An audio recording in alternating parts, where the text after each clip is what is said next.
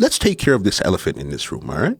Guttzy, why did you leave We Love Hip Hop? And I'm going to preference it. We don't want the PG version. But big up Friday same way, but we don't want the PG version. Yeah, so Friday was acting like a nigga. Now,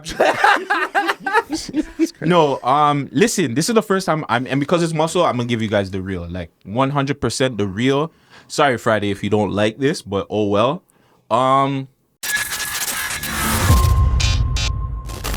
like embarrassed for our song intro and thing.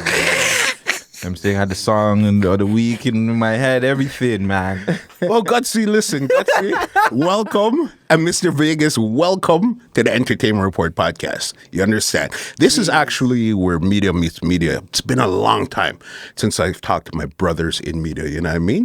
Because you guys are from the Man Dem Show. Yeah. You understand? So welcome to the Entertainment Report podcast, guys. Thank you, man. This is an honor because you already know I had you on my previous show. So of course, to be on your platform now, I honestly feel honored, even though we got tricked. Yeah. We were supposed to be doing an interviewing. I didn't know I was gonna get interviewed, but you know, shout out to all the people. Thank you, bro.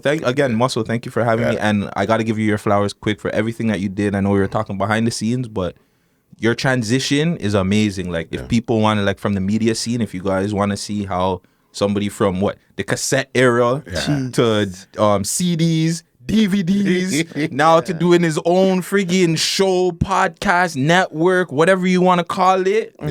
Yeah, Muscle. Big up Muscle. I'll add in the sound effects after. Don't worry. Vegas, thank you for coming through too, because this is actually the first time that we actually connected. I watched you a million times on the shows. I know you're audio engineer and all this stuff, so thank you for coming through today also. Thank you, bro. Subscribe to your YouTube channel, man. Like your fucking interviews, man. Am I allowed to curse? Of course. Oh, okay, yeah. Sorry. Yeah. No, your interviews, bro. There was a point where I was just in like the dancehall reggae vibe, and you were the only one that was doing it. So it was just like I'm just on Entertainment Report, just going through the interviews. I'm like, yo, this is fucking sick, bro. I fall asleep to that, I wake up to it, like So I subscribe to you. You know what I'm saying? It means a lot. And as I was telling my wife a couple of days ago, I said, listen, if you see 10 views or 100,000 views on a video, you don't really know who's watching it. It shows you the area, like the country and stuff, probably even the city, but you don't know who is really paying attention to your work. So stuff like that really means a lot, you know what I mean? Respect. Yeah, man. Definitely. All right, so let's get into it here, because I want to get into a bit of you guys' background, how you guys even came into the media space. So I say, Guttzy, you started off first. Get him some background about growing up in the city, what part of the city, and how you even decided that this is the route that you want to take. Born and raised in Rexdale. What is it? Rexdale General or Etobicoke General Hospital. I want to say up until I was all over, but I want to say up until like high school, I was in Rexdale, and then Brampton, Saga, Scarborough. I did a few years in Scarborough. Shout out to Glendower. Shout out to Chester Lee. You know what I'm saying? Wayside, Silver Springs area. I went up to Markham. I just went all over. I was more into sports, but the music thing was like, you know, we all love music. We all like tried to rap, tried to DJ, produce. We all tried to mingle. Something at some point. Yeah, something, man. You know, I wasn't really into the rapping thing, but like I always wanted to do something behind the scenes, whether hold up a camera or like do something. I always wanted to do something. So it's crazy. Somebody that me and him used to, well, he's good with him now. I'm not generally good with him, but he kind of introduced me to what he was having going on at the time was Champ Mag. That was what was it, online radio show, no? Champ Magazine, Champ Radio, Champ DVD. Okay. Sorry, that's the whole. But yeah, it was an online radio. Online radio, yeah. It was an online radio show, and that's the first time I met Vegas. And what's crazy too, I don't know, do you remember the first episode we hosted together? It's probably not. Hollywood was probably sick, and we had to hold it down or something. No, like they actually left. They went somewhere. We hosted the Michael Jackson tribute.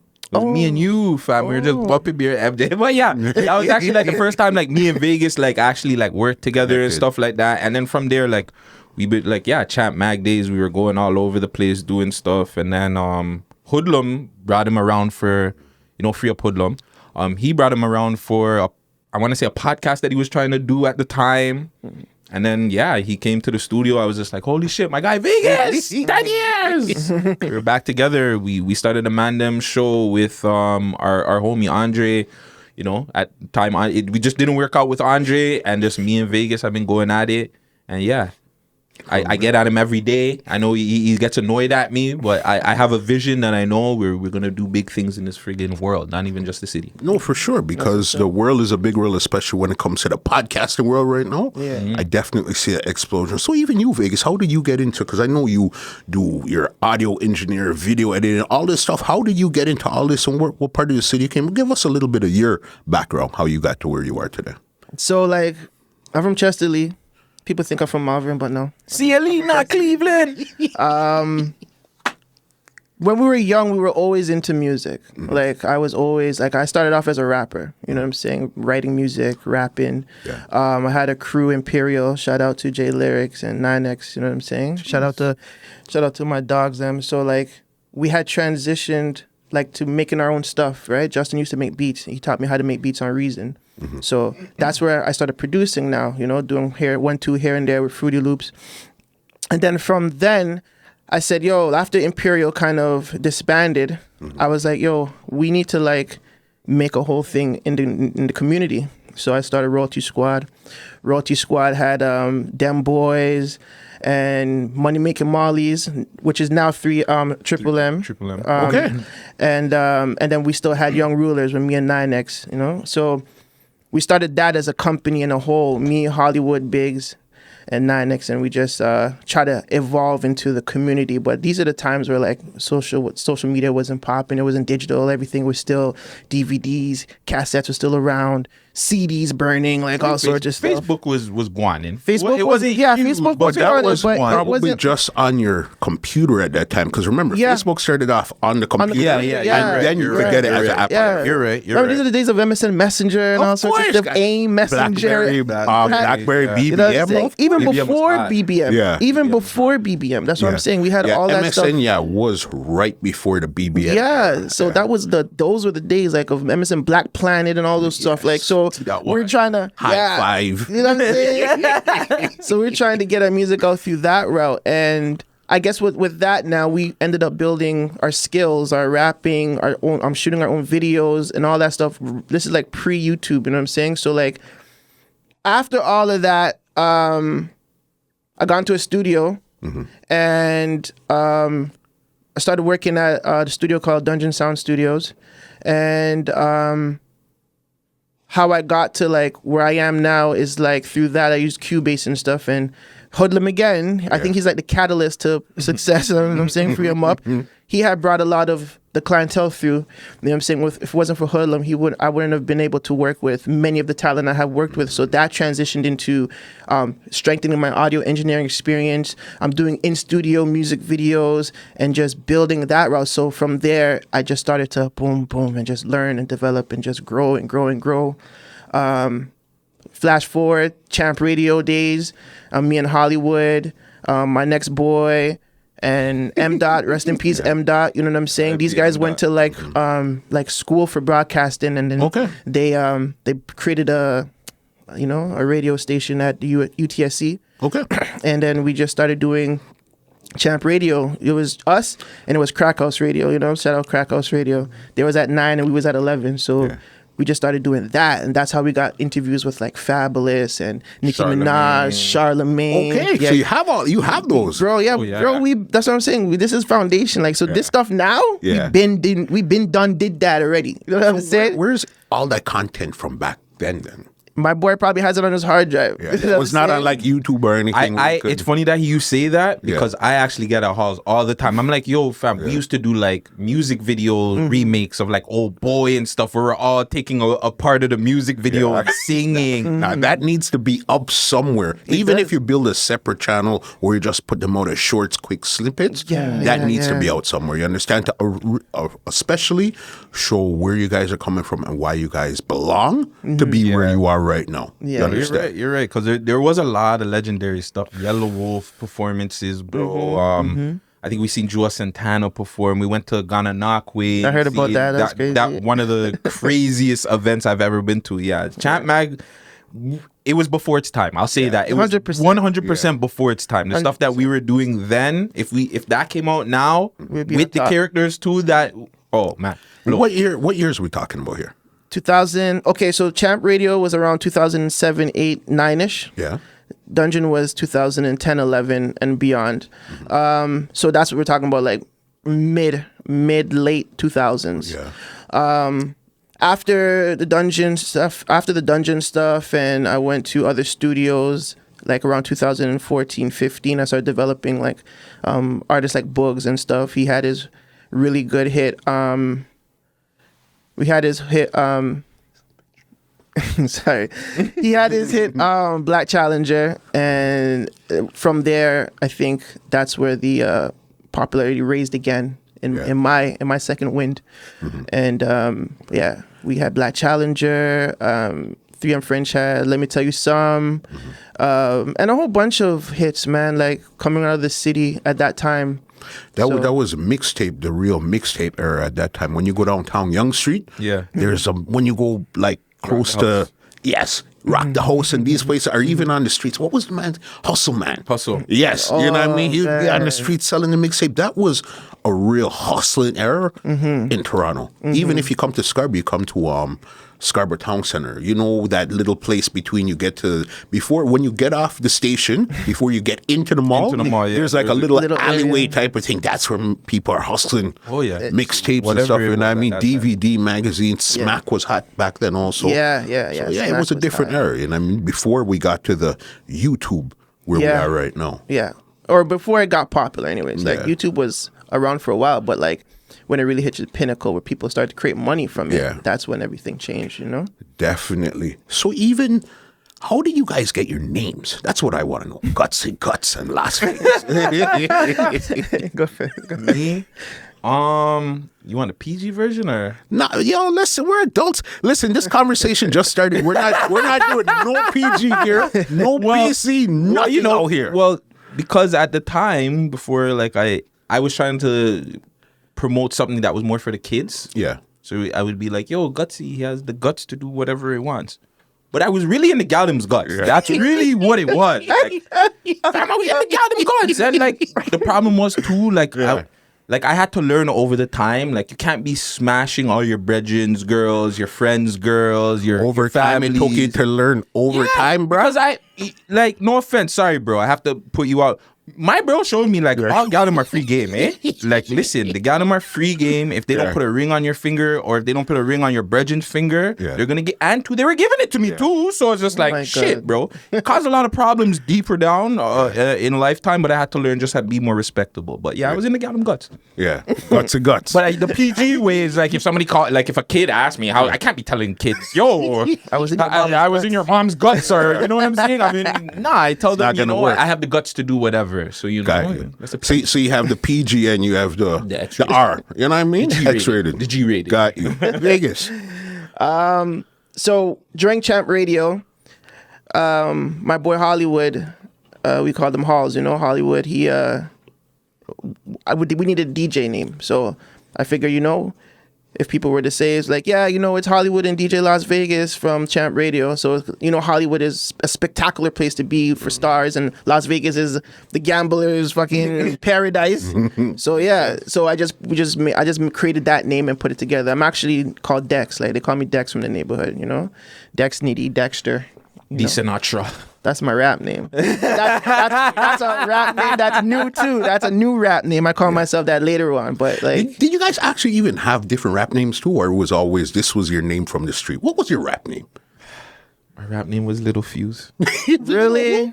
Little Fuse, because my bro was Short Fuse. Yeah. And I was Little Fuse. Okay. And that's like it was funny too because he's way smaller than me too, right? Like I'm big, and people would assume he was my little bro. Yeah. So I would be little Fuse. He was Short Fuse. That was my rap name. It's like when you call the big men tiny. Yeah.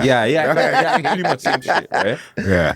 And did you have a different rap name too? No, it's Dex. Back then it was Dex. Yeah. Yeah. Crazy, because even we're going fast forward now. Where I've seen you guys, the first place I seen any of you guys was We Love Hip Hop, and I mean shout them up and stuff. How did you even get connected with We Love Hip Hop? So, crazy story. I actually watched We Love Hip Hop in jail. Wow. So my whole mind state, and that maybe you could touch on that too if you want to. No homo, pause. But yeah, my whole mind state too was just like, at the time, I didn't know what I wanted to do with life. Like my life was kind of like, yo, just make money, invest, do all that shit, right? So I got caught up in some shit, went to jail. At the time, I was always talking about, yo, Toronto needs its own 106 in Park. Toronto needs something fun. Toronto needs whatever, right? So these guys, I shouldn't even, but whatever. We were able to watch TV and other things, movies, and one of the guys were just like, yo, you're always talking about like 106 in Park. You should watch this podcast. Popped in, I see PK and Friday. I was like, yo, this is actually dope, fam. I believe at the time, the Biz Loc, I think that was the big one that they put out. So I think that was what my brethren brought in. And yeah, I was just like, yo, this is dope. Like, if these guys just be more into their characters and just be out there more interviewing more people, this could be something big for the city. So fast forward now, I come out, I start like seeing them now on Instagram and stuff, start promote. Like I'm actually promoting their shit because I want to see them win, right? I went to one of the live shows, bucked up with Friday, PK, spoke to them, and then he said like, yo, soon we should be having like internship. Like send me a message, whatnot, sent out a professional resume, got my girl to proofread it, make sure everything's right. Sav always reminds me about this day, so I sent it in. The man called me on like a holiday and he called me private. I'm not answering. I'm still a old guy. Yeah, I'm like, I'm not answering this. Who's calling me private on a holiday? So he messaged me. He's like, yo, I'm trying to get at you. Called him back or whatever. He sent me his number. I called him. We wrapped it up and I forgot which one interview it was, but he called me out for an interview. I was just started filming, and from there, I was just part of the team.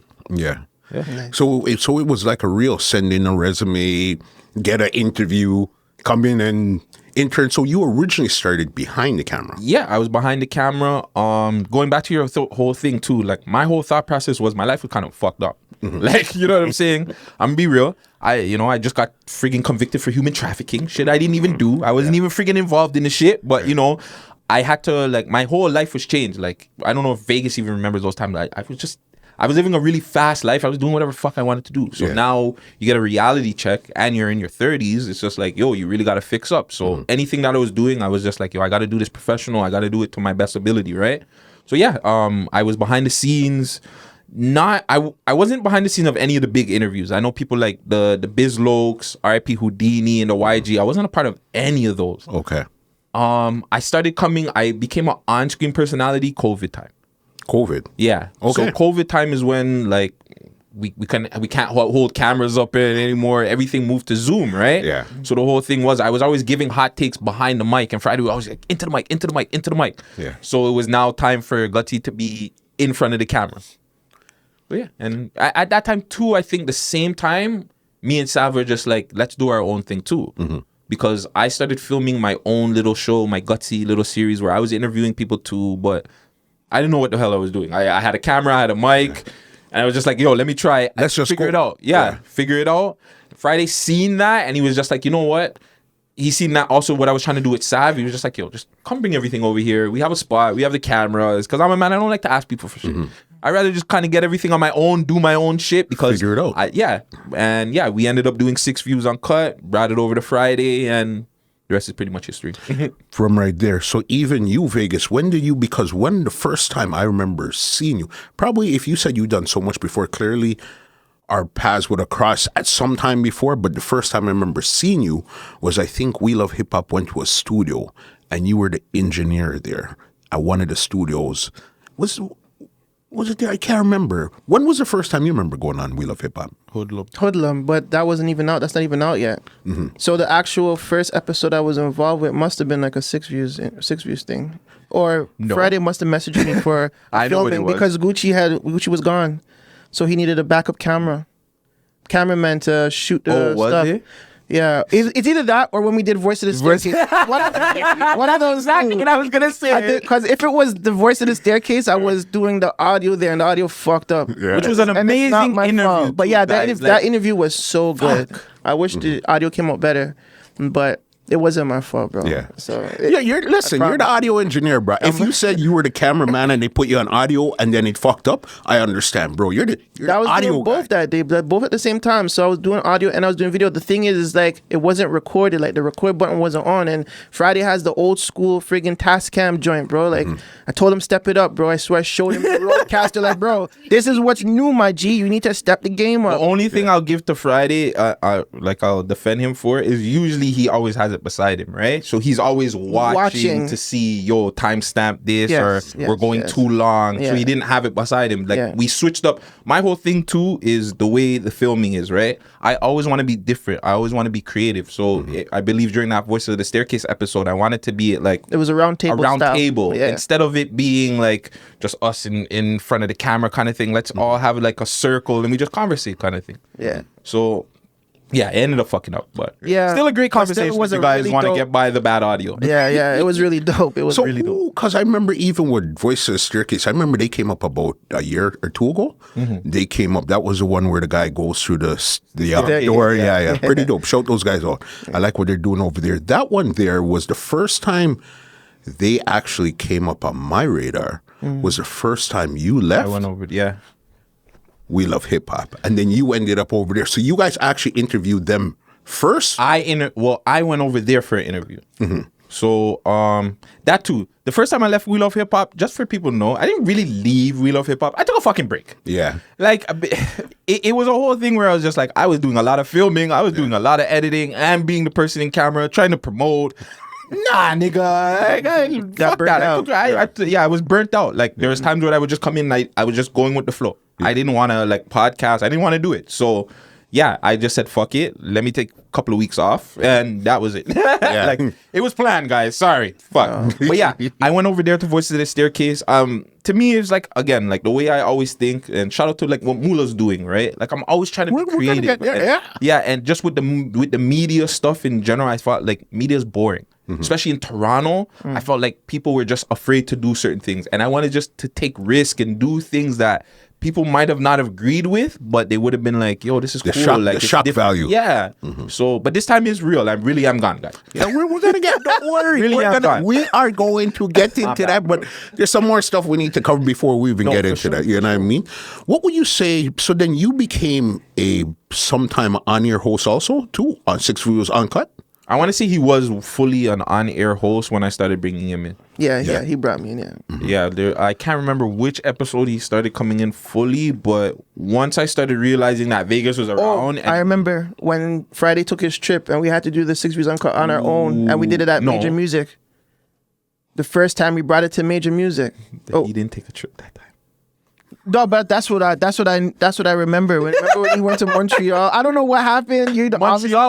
Montreal was the We Love Hip Hop episode, which me, you, and PK did. But the episode, that nigga didn't want. Well, I can't remember what exactly the issue was, but I think there was a filming issue where he just told me I couldn't film at the studio that we were. Oh yeah. I'm gonna do it yourself. I'm gonna do it myself, nigga. Like, what the fuck? Yeah. That's what happened. We'll get into that. Yeah. We'll get into it. But yeah. What would you say were three of you guys' favorite or most memorable episodes that you guys hosted together? Hosting together. Taylor was pretty dope. This is recently on the Man Dem Show. We Love Hip Hop. Going to that, yeah. We haven't, honestly, with 6 Views, I don't think we got enough because I want to say maybe a month, 2 months within he got there, I left. So we didn't even do an interview on We Love Hip Hop. It was just, we did Seko. Remember when it was supposed to be somebody else, and then Seko came, and then the person Seko was there, and Tia Banks was supposed to be there. But she didn't show up because her whole team. That was a setup. That was definitely set up. That was a team set that up. But hey, shout out their team. They got Seko a pretty dope interview. But see, Gucci was there too though. Yeah. I was chilling. Yes, I came to chill. Fuck. Yeah. But anyways, we didn't really do. Fam, I'm telling you, I remember we didn't do any interviews together on We Love Hip Hop or on the network 6 Views. We didn't do anything like that. As far as like, when we went off to do the Man Dem Show, we had Jimmy and we started doing more interviews on that. But none for Got me. good memory for someone who smokes, bro. I know. Thank you. Thank you. Shit. You remember what you need to remember. Yeah. You know what I mean? And keep it that simple. You got to. Damn. Okay, so then since you guys didn't do a lot of interviews, what would you say are your 3 most memorable episodes of 6 View Uncut? Clout Girl. Why? Because I felt like that was should have been my first viral moment that didn't go viral. And I felt like, to me, that was when I had to realize I have to work. It was the first episode without Sav. I felt like it was a viral moment that didn't go viral. To this day, I think that's like, that moment is top 10, maybe even 5 Toronto interview moment all time. And Club Girl, she's the one that threw the chair off of the No, that's Chair Girl. Cloud Girl is the one that would just be spitting in the tellies, and she's all over the place. But she ended up like pretty much throwing up on camera. Wow. Like, not on camera, like I think like we kind of took the camera off of her. Yeah. But she pretty much like almost hurled on camera, whatever, we cut it. But like, to me, that shit, like 6 Buzz and Keep 6 on it, everybody should have posted. Yeah. I was waiting there. I'm like, yo, tag 6 Buzz, tag. Nobody reposted this shit. I was like, what the fuck? I'm like, yo, what do you got to do to get lit out the city, bro? Like, you really got to work. But yeah, that's the moment where I really felt I had to work. But it still, dope moment. 2, I put in 2 in 1, Bugs and Chromazz. I interviewed Bugs, which went pretty viral. That's when people started reposting me. Yeah. And then my next interview was Chromazz. So both of them two giving me back-to-back interviews off of being Academics' stream and all that. At that time, were they together? This was after? This was after. They broke up maybe a year after. And Academics started paying attention to Toronto, right? So that's when Bugs went on there. I interviewed him. And then he said whatever, some crazy shit about Chromazz. Then Chromazz wanted to defend it, so she came on the next episode. So to me, right there, having that back to back, that definitely killed it. And as a number 3, I always like to put you up there because like that was when like I had to learn to be more professional. Come on, time, which I wasn't even today. But like just interviewing you, bro, like it was just a real like a Toronto staple. I really love that interview. Like I tell everybody that's one of my favorite. But if I had to put another one in there, you're saying most memorable? Yeah. I would even say Burner. Burner Bands was a memorable interview because that was my worst interview. Why was it there? Okay, I guess this is the first. I'm gonna give you this. This is the first time I'm ever putting this out here, and I apologize, Burner, if you take this the wrong way. And it's not. I don't want Burner to look. He wasn't soft or anything. But shout out to Mr. 365. He set up the interview with Burner Bands, whatever. Burner. I went downstairs to go get Burner and bring him in, but Burner was like across the street. And as I came outside, he seen me hailing up 2 guys, which were getting ready to go film something else in the studio. One guy was Pooh Shiesty masked up. The other guy was Macadelic. He didn't know though. He just seeing me hail up 2 people. 2 masked individuals. Yeah. So he as soon as they went inside, whatever, he swinged around. He's like, yo, who are those guys? Like, you know, the man. I don't even know if he asked, but like the man them just swinged up like, yo, who are those guys you just hailed up? And I think from then, it kind of just threw Burner off. Yeah. So when he came to the interview, he's not really a talkative person as is. So then me trying to get that out of him, and he probably just, yo, what the fuck was that? Yeah. His mood was just kind of off from there. And I think I got him back in at one point. I asked him a question. He was laughing. And then from there, he was just like, yeah, I'm off. Like, you could tell he was just like, yo, let's just get this interview done with. Damn. He checked out. But yeah, that was, to me, that it was memorable for that sense because it was my worst interview. Yeah. Worst one. Well, sometimes that's good because you learn the most stuff doing interviews and conversations, especially the hardest ones, the worst ones, you learn the most. Yeah. You understand because now you understand people's mood. How am I going to get them talking? So I'm talking less and you're talking more.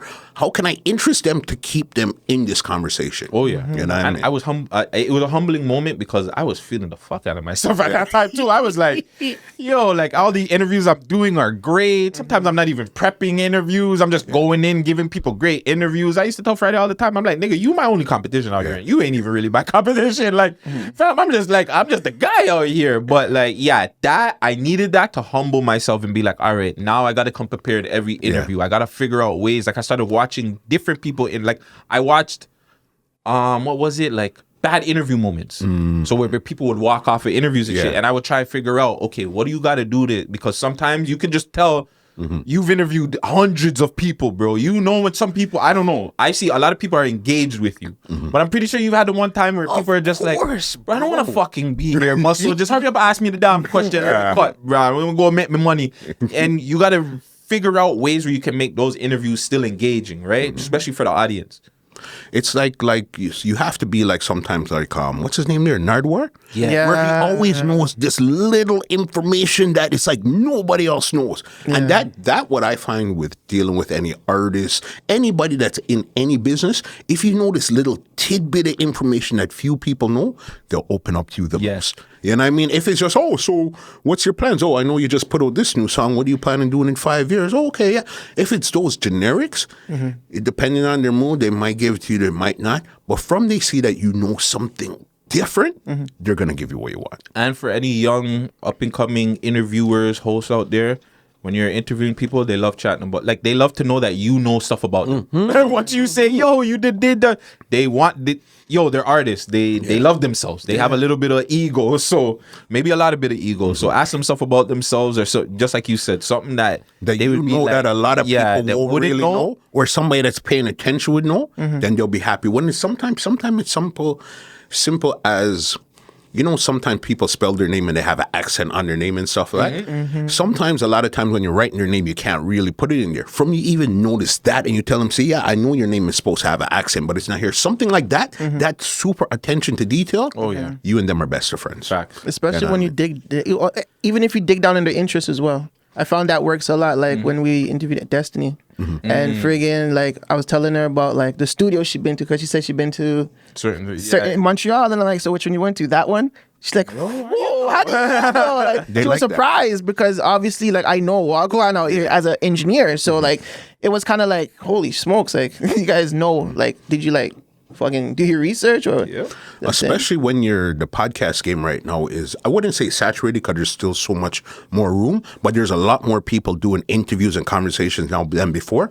To stand out, you need to know those tidbits, something that's going to get you like, whoa, you know what you're talking about. Or when you get one like, how do you know that? Or this is the first time I'm going to say this. You see, when you start getting those, you know you definitely connected. And you know what, big and serious, never really spoke about this before, but I'm going to talk about it now. Those, winning. That's when you know. That's it, right. Winning. That one. Winning. You know what I mean? Even you, Vegas, you remember 3 most memorable moments when you were actually even behind the camera recording an interview or anything? Oh, the first time I saw Bugs from when we like kind of did a split, like I remember that day. That was cool because I haven't seen him in a while, and our relationship had kind of fizzled. But I saw him again. It was still love. This year, no? That was before he went to jail again. This year, yeah. That's crazy. Yeah, I know. This year is mod. Sorry, but mod. That was a dope. Interview with that I did with We Love Hip Hop. This honestly, I like the conversations that me, Guttz, and Binga had on 6 Views. Those were epic, cause like, fam, like we was talking for like 3 hours, bro. Like, and I don't even know why we're talking for so long, but like this shit just kept running, fam. And at the end, we're like, yo, I can't believe we're out here for so long. It's crazy. A lot of the 6 Views stuff I loved, and I really liked the Seco interview. Even though I wasn't involved, I was behind, like just kind of manning cameras a little bit. Seco, he was a dope act, man. I can't even lie. Like, he's a good guy. Energy. I think just in general, like, we need more of those artists too, right? Yeah, man. Like, we all promote the fuckery and the drill artists. You have those rappers that are really giving you bars and still good music. Seco is one of those guys that he definitely needs a lot more, like, I wouldn't say promo, but just more eyes on him. Just more eyes, yeah. But his team is going to work hard and do what they got to do, right? Because, I mean, they did well with Tia Banks. So. I want to interview his team. Talk about Tia Banks. Sorry. Well, you put it out in the atmosphere, so let's see where it goes, you know what I mean? Yeah. Guys, holla. Yeah. Crazy. Even you, Guttz, I know you've been doing your thing, but listen, you're doing a lot of stuff on 6 View Uncuts, but when you start to read the comments, a lot of hate started to come your way. Why is that? I don't know. I'm different. I'm not like the regular Toronto man, I think. I think with your average Toronto man, you want a guy that's going to be like so tough and a little bit gangster. He's not gonna talk about eating pussy and all these things that I just go against. Like I just feel like I'm a fun-loving guy, but also I'm different, and I feel like it's easier to pick at. I would never say it's easier to pick at me because honestly, I see like I watch No Jumper and I see the comments how they go at Flacco and everything. I just think that's a part of this era or this thing that we're doing here. The comments, especially with the hip hop. I don't know, like I don't see it on here. Like I go through the comments with yours. Maybe a 1-2 Russell should have did, but you don't. This guy's an idiot or he's a goof. Or I don't feel like I think it's hip hop. I think the hip hop. It's what a built-in troll. The trolls are built in to the whole scene. Because you got to remember, too, that's like a lot of hip-hop is built off of negativity. For years, it's been built off of negativity. So, like, hey, let's just throw some negative people in there. We know that people are they're going to attack. Like, I said this the other day even about Pressa. Like, why does Pressa go back and he'll diss, like, Dovi or Moula, and he's like, you're signed, bro. Like you're dating Coyle Ray and you're at BET Awards. Why are you even wasting your time attacking people like that? It's fun, right? It's part of the sport. Yeah, but you know what I mean, but like if they're not on your level, then why are you going down there? Like imagine you're like at the top ladder. You know what I'm saying? And then those guys don't have a deal. Those guys, you know what I'm saying? They're not in the same tax bracket as you. Why do you want to lower yourself to that tax bracket to go in and poke? Going back to the trolls, I do it too. A lot of these guys are probably guys that are living in their mom's basement, like using their Wi-Fi. Their mom probably tells them you can use a Wi-Fi for it. Because I noticed that the trolls, like, they message me at certain times. Like, either early in the morning they want to argue or like late in the night. So it's like Mom Dukes is either not home at these times and that's the time you can connect the Wi-Fi. Because they don't be arguing with me during the day. Like, so it couldn't be a simple thing. They went to work and then they decided to come argue with you later. Could be, but I feel like if you're going to work, like you're going to be focused on your job. Yeah, like, you know what I'm saying? I feel like these people that are trolling me, and that too, like they're trolling me about shit that they're not, like, you're not doing anything with the city. That's my whole thing is like I feel like I've done something where I'm helping the city. I'm helping a lot of artists that probably would never get interviews, would never get certain amount of attention. They got them in the city. Like I've been an advocate for the women Toronto rappers in the city for as soon as I got in front of the camera. So none of you guys are doing that shit. So, like, leave me pee, bro. But yeah, I at first it used to bug me. Yeah. But now I've gotten better with it where I actually enjoy trolling people now. Yeah. Like, say whatever you want about me. Best believe I'm going to call out your mom, call out your dad. If you made a fake account to message me, your parents failed you. Yeah. I don't care who you are. You made a fake account. You couldn't come to me from your real account. You're a failure. If you can't stand on it, I don't even pay attention to it. No, I'll pay attention to it. I'm gonna call you out. Your parents failed you because you're making fake accounts to tell somebody something. Your parents. Yeah. I won't even blame you. It's your parents' fault. Jesus.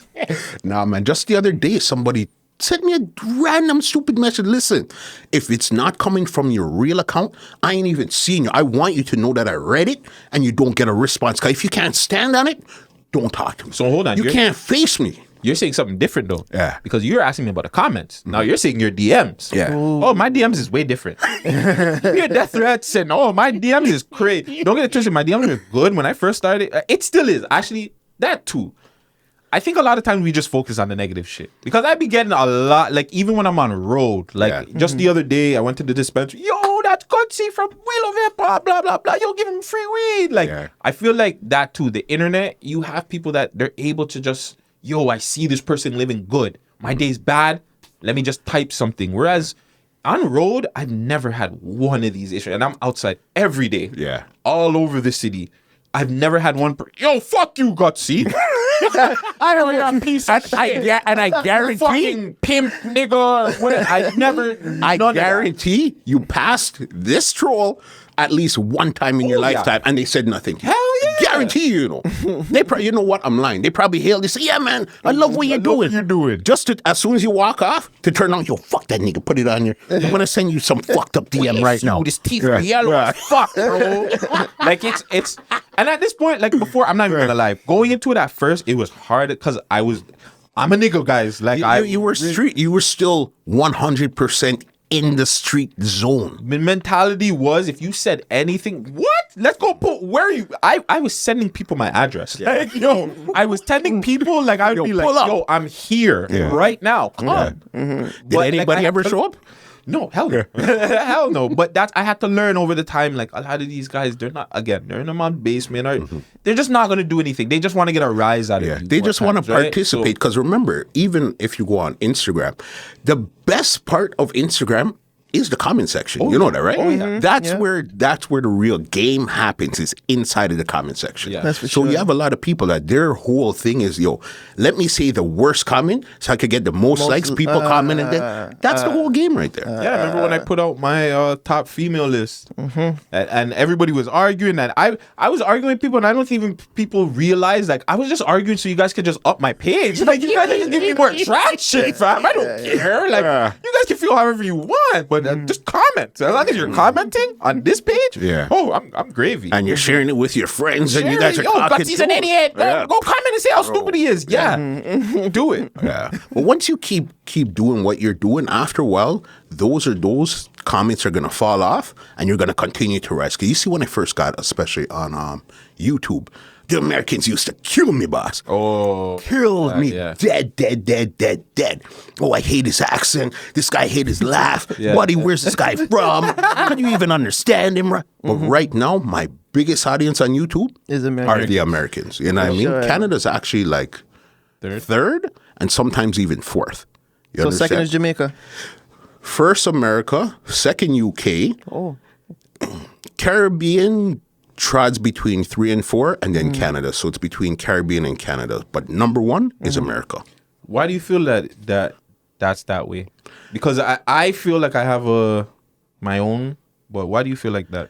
I think Americans are usually ahead of us with everything. So if they're going to actually look at something, get onto a podcast, get onto interview, it's going to be the Americans, because they're first, and then we'll come after the fact. That's how I've seen it all the time. And I mean, especially when you're trying to put out a lot of, this is a good one though, when you're trying to put out a lot of Canadian content, it's hard to get that 30, 40, 50, 60, 70, 100,000 views. You understand?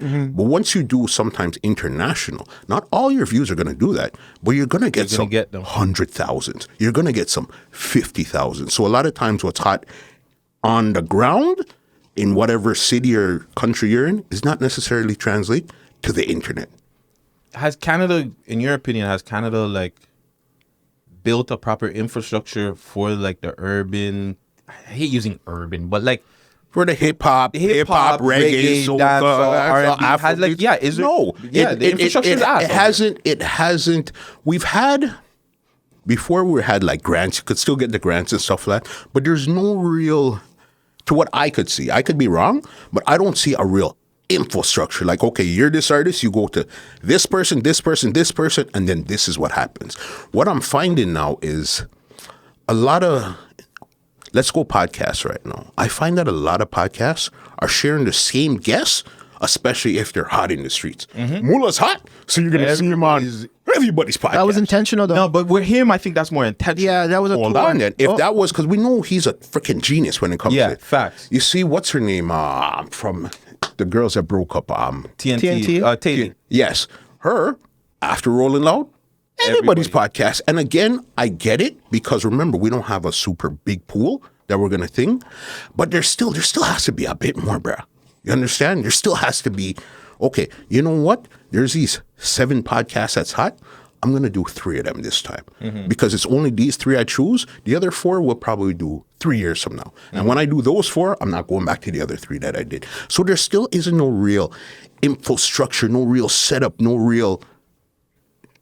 If none of us, myself included, has gotten Tory Lanez, Drake, Nav, Weeknd, or Belly, then that's how you know we're still lacking the infrastructure. Because those guys are running through a lot of the American Breakfast Club, the Drink Champs, and all of that, academics, and we still don't have them yet. But that goes back to the problem with the city.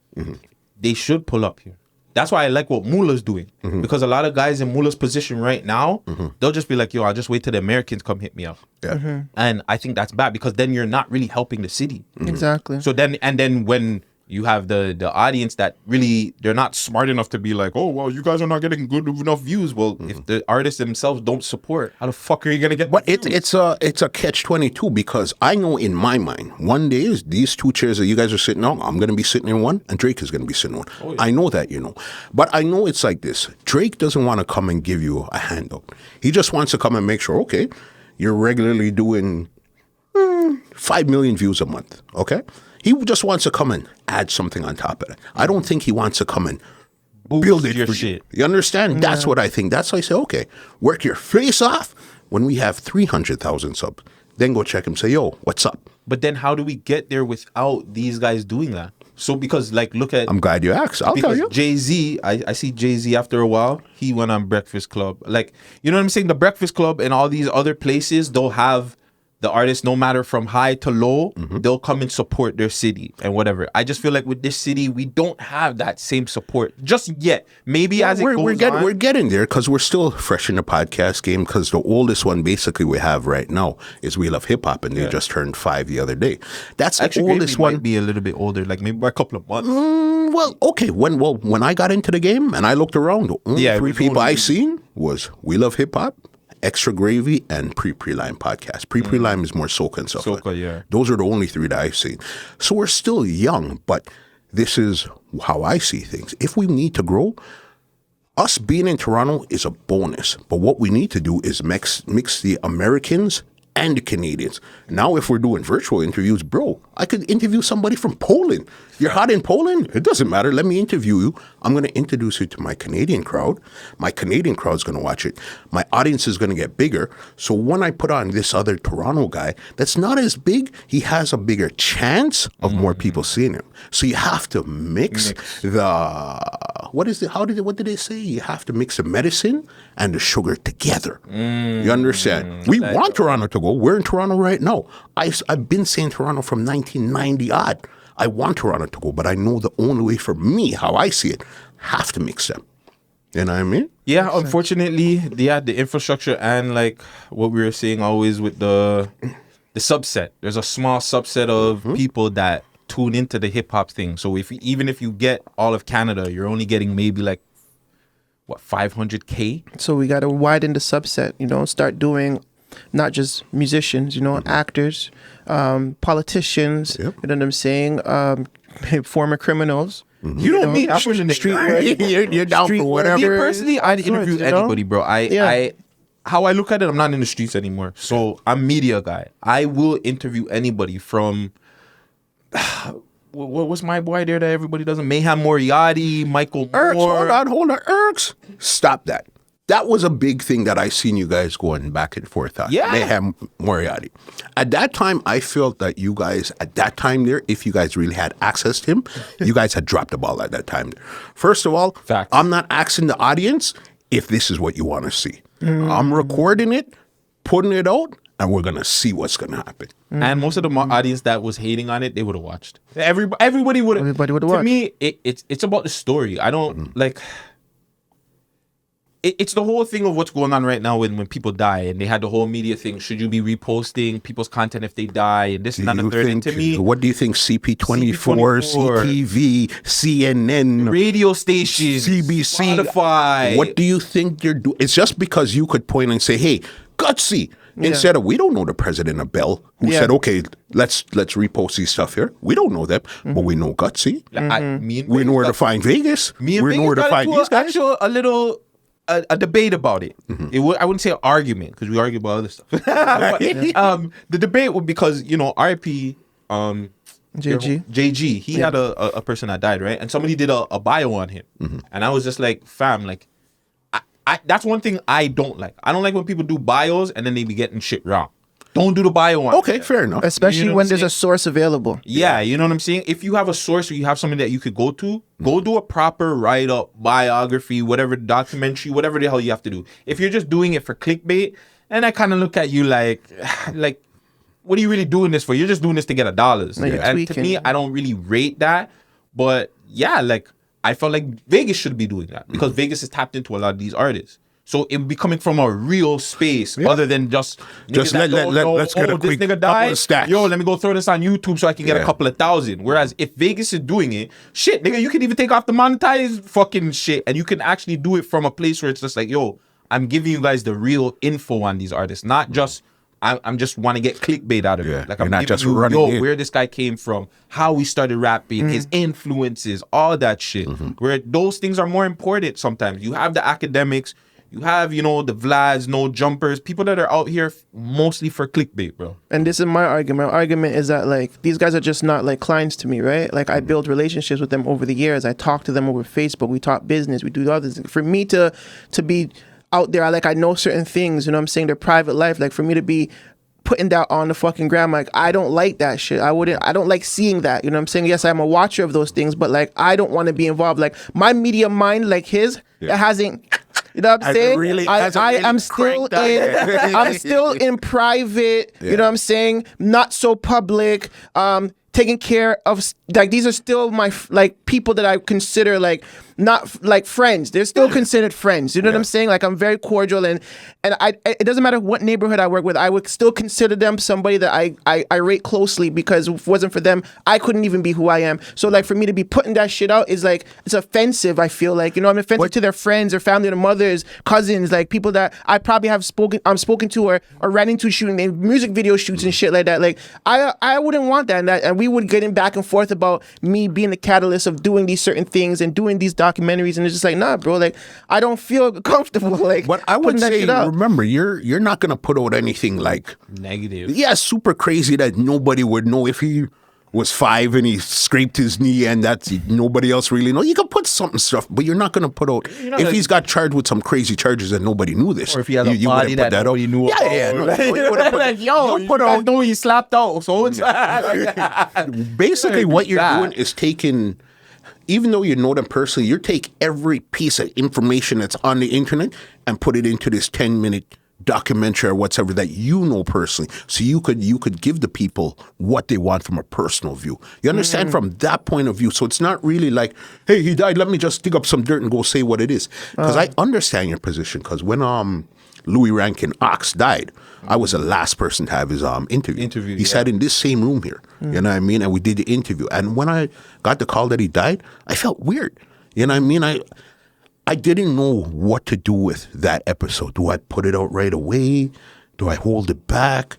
It took me a couple of weeks to put out that episode because it felt like, I don't want to feel like what I call it running. We're not running that. But it's different. Sorry to cut you. It's also different for you because that wasn't the first time you interviewed him. No, that was the first time. That was the first time we interacted, interviewed anything. His last interview? Yeah, man. I thought that was a situation where, like, you've actually met him before. Like, no, you know what? We might have met in passing, probably in a party or something like that. But nothing where we sat down and held the vibes. And So, let's just say you did. Yeah. Would that have made it different? I don't know. I was still very fresh in it that time. When Louis died 2019 or 18, something. It was pre-pandemic. He died like, I think it was 2019, December or something. Yeah. And then a couple months later, we went into pandemic. Yeah. So then that right there, I was still fresh. But if I entered that situation right now, I'm not sure how I would still feel. I feel like I'm a cross between the two of you guys. Like, yeah, let's do it. Yeah. But, man, I'm not really sure. That's where I'm at right now. But we at Muscle. So you did the interview, and then how long after did he pass? This was his last, probably 10 days, 2 weeks. Oh, so like if you put it out before, then you wouldn't have felt bad. But like, yeah, anything I put out pre somebody dying, they didn't die. I don't care. You know what I mean? I've had a couple of those that I put out couple of weeks. I got the last proper Merciless interview. That was beginning of the year. He died in July. Got that. That's been on. Okay, cool, whatever. Southern Singer, his last interview, got that too. That's been on. It is what it is. You know what I mean? Wait, Merciless died? Yeah, Merciless died in July. Merciless from freaking, where's he from? Where is he from in Yard? From Clarendon. Clarendon. Yeah, man. Shut the fuck up. Yeah. That. Oh my God. You're lying. You're lying. No way. Yeah, man. So it's like, I understand where you guys are coming from. But if you're one thing I've learned, especially watching like the Vlads, the no jumpers, the horrible decisions, you got to move at the speed of lightning in this game, boss. Yeah. There's no time to if and but and think and maybe not. This thing happened now. You better be dropping right now. The topic is hot now. They don't want to hear about it 3 days from now. Yeah. Right now. No, that's that. You know what's crazy? I was thinking about that as I'm editing our future episodes. I'm like, yo, it makes sense to shoot this stuff and get it out the way tomorrow, like, cause it can't now. I can't. Yeah, because we're talking about topics that are like 2-3 that's weeks, gone almost a month ago. Yeah, you got to move at the speed of the internet, and the speed of the internet output has come. You have to be moving like this right now. You understand, whether it's news segments, either or clips or interviews, whatever it is, you have to move at the speed of lightning, because that's where it is. 'Cause if you look pre-COVID episodes, a lot of podcasts they drop once a week, probably twice, a full interview, whatever. You'll get the clips raw. Now every day, buddy, you see how No Jumper is dropping right now, boss? God, I'm on there. They have No Jumper. They have the No Jumper clips page. Yeah. You have different Flacco shows. show, Yeah. the Monday show, Yeah. the No Jumper show, Disconnected. You have AD show. House phone. That's AD. disconnected. That's disconnected. Yeah. And you have Sharp Show. Yeah. Yeah. Like, fam, they have, And you have to move at the speed of lightning right now. You know what I mean? And that's something I think even us in this room and the whole city is still, we're getting used to that. You know what I mean? To move at the speed of lightning. Not because it's just 3 days old, so I'll jump on it now. No.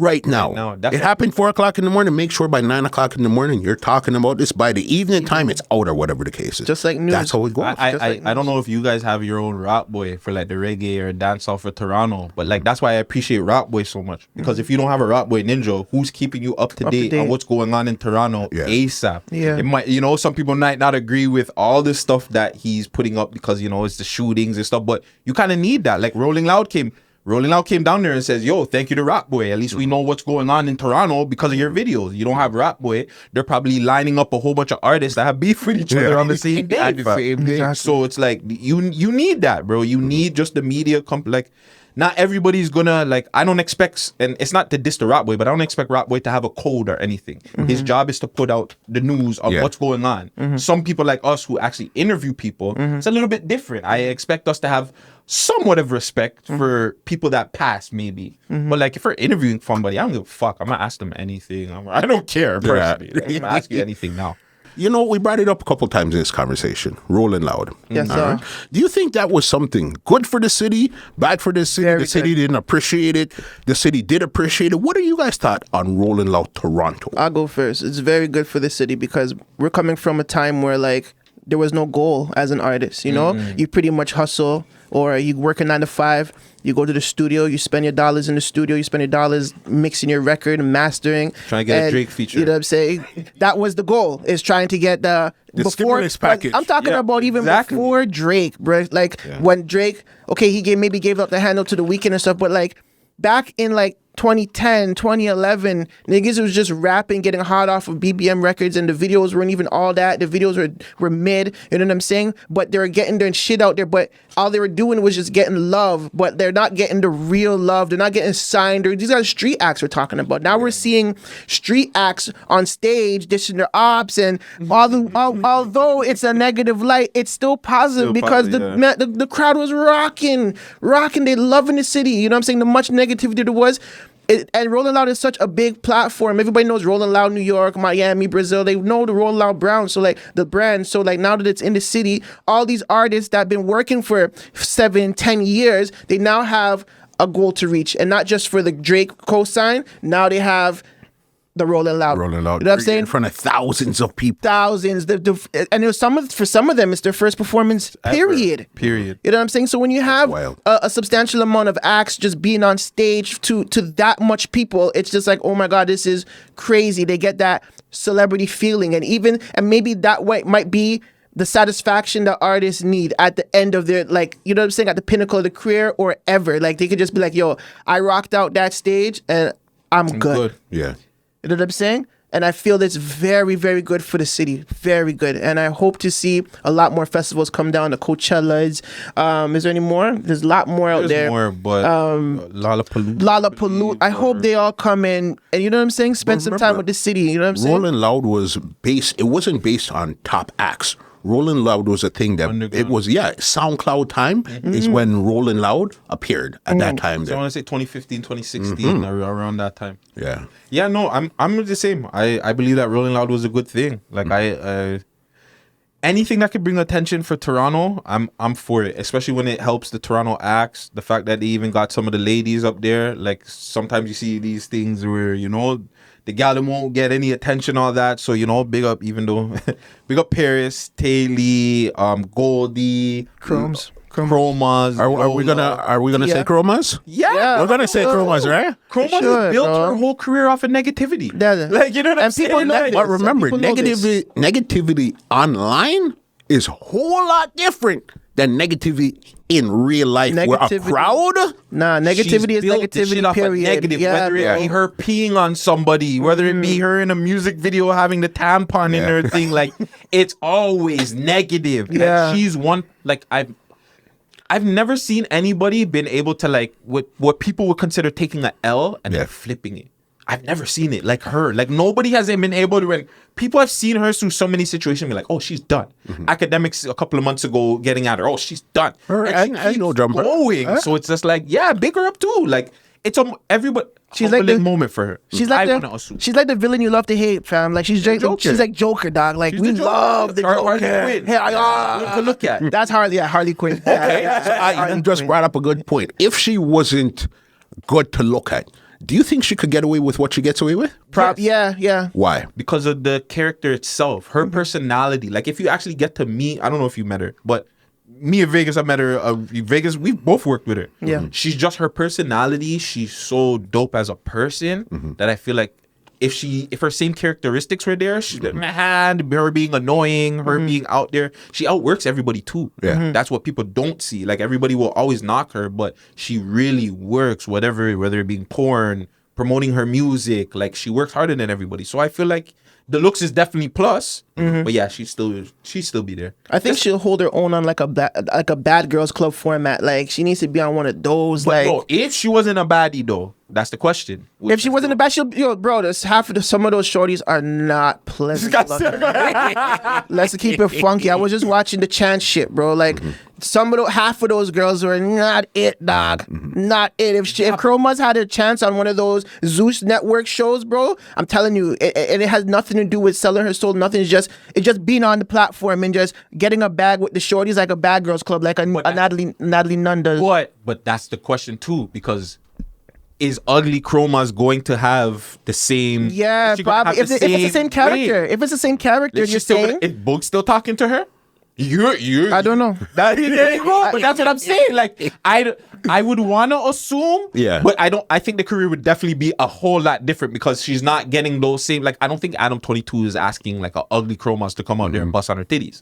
You know what I'm saying? I think the same thing with academics. I don't think academics is coming in saying like a ugly girl to come try date these guys. I don't think Top 5 and all these guys are doing those videos if you have ugly Chromazz. Beautiful Chromazz, you're fam. Niggas are risking it for Chromazz. I would risk it for Chromazz, fam. I'm not gonna lie, fam. She's fam. Say, you guys can say whatever you want. That's top 10 in the world, fam. I'm sorry. Oh my God. You said top 10 in the world. Okay. Top 10 in media right now. I'm sorry. Chromazz is a bad. Like, she's bad. Don't get it twisted. Chromazz is banging. Yes, but I don't know if we're going. My opinion. Guys, okay. You know what? Top 10. All right, I can live with that. Yeah, like I'm sorry, bro. You're gonna have to clip this, muscle. This one, it for her. Top 10 in the world, fam. Top 10 in the. You name me 10 girls right now better than Chromazz. Bro, I'm pretty sure we could find. I'm gonna name a lot of Scarborough right now. I'm gonna name a lot of porn stars. But are they better? Yeah, better. Yeah. And nasty too, though. Who gives a fuck? We're talking about looks. I would love the run. That's experience. I'm moving the goalpost. That's experience, cuz. You need experience in your life, doggy. No, for sure. Bringing up Chromazz. One of the first places I seen Chromazz was on the We Love Hip Hop podcast. Yeah.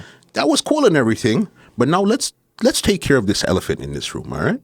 Guttzy, why did you leave We Love Hip Hop? And I'm going to preference it. We don't want the PG version. But big up Friday same way, but we don't want the PG version. Yeah, so Friday was acting like a fuck nigga. Now, no, listen, this is the first time and because it's muscle, I'm gonna give you guys the real, like 100% the real. Sorry, Friday, if you don't like this, but oh well. I wanted to leave We Love Hip Hop for a very long time. I'm not gonna lie. Even when I came back, when I left situation, we came back to a whole meeting. I shouldn't even be putting the dirty laundry out there. There's an argument, that whole meeting that I wasn't even involved in. Like, I wasn't even involved in the argument, and this is the episode I came back on. So it was just, I'll say it like this. I feel like Friday, he does way too much, and I think that started getting to him. And also as a rapper, I want to assume as a former rapper, that ego thing was also getting to him too. I felt, me personally, he should have been more falling back and kind of figuring out how we can get some fucking money and figuring out the other stuff and let the other characters on We Love Hip Hop flourish, bro. You have PK, you have Vegas, me, Gucci, Binga. Like, you know what I'm saying? We, homegirl, Empress, sorry. But Empress became an on-camera person after when I left. But I just felt like him worrying about those things or the money and stuff and just focusing on getting the platform bigger, it would have been better off. Just a younger audience, younger people being seen. Fuck, I'm old, but I'm a little bit younger. And just working on behind the scenes stuff more. Everything went wrong. I want to say 100%. I knew I was done after the Ronnie interview that he did by himself. So Ronnie was actually booked the week before or the week, can't remember, but it was booked before. And I don't know what happened. Ronnie must have flopped, whatever. He didn't come true. So then we woke up to the day of a picture with Ronnie in the interview, which was just like, whoa, I thought the man was supposed to interview him. Me personally, I don't give a fuck. I have my own show, but my whole thing is I work on communication. You can ask Vegas. I call this nigga like at least 1,000 times a week. Any idea I have, anything I have, I call him and I let him know because it's a team. Like, I feel like it's a team thing. Where Friday is not really a team thing. It's whatever he wants, he goes. He's built up that, so that's up to him. The problem is you have other people that are there on your show that are not going to agree with some of the things you like and you're doing. So that started becoming a problem.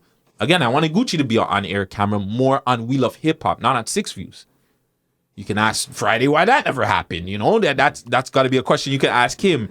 And like, yeah, it was never a money thing. If it was a money thing, I would have left from like longer time. It was just more communication. It was definitely ass. And hey, it could have been communication ass on my part too. But I just felt like Friday wanted to do too much and it became a problem. Like if you could go through We Love Hip Hop comments and people were just complaining a lot. The content wasn't as, like, I felt like the content should have been better. The look of it. We Love Hip Hop's there for like 5-6 years. We shouldn't have episodes where the shit looks black. You know what I'm saying? Like, that shouldn't even be like happening. So I had these issues where I felt like, and my final straw was, I believe it was OVO Fest when me and him both went and I wanted to podcast and the nigga told me he had shit to do. I was just like, nigga, we got a studio. I don't give a fuck if you don't gotta be there. Why does it always have to be on your time? Like, I want to film shit on my time, just like you want to do shit on your time. He kind of came to me with I'm all over the place, but I must have said something in the comment section. He didn't like what I said on one of his the game post. Yeah, so I said game is shit and whatever. He didn't like the fact that I did that on his page, which I thought would have been interesting because like, yo, that's more traction. People are gonna whatever. He didn't like that. He came to me and said, yo, I don't like that. This is on the 3rd. I want you to pick a day where, you know, you have a set date because 6 Views, I was filming on either Friday, Saturday, or Sunday. We have a studio that my show pays for. Yeah. It shouldn't be an issue to come in any of those days. We can communicate. If you have anything planned, you're doing anything. It was never an issue. But all of a sudden it became an issue. And I was just like, yeah, I'm out of here. Because I know when you came back, when you left and came back the first time, your real goal, you said on air, was to get to episode 100.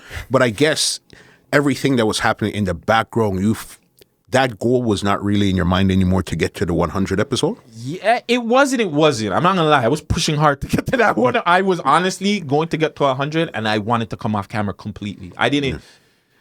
Unfortunately, And I don't even care because I want Friday to hear this because hopefully whoever else he has on camera, he deals with them a little bit differently. I didn't like podcasting, bro. Like I had like this hatred where I was going through the motions of being there.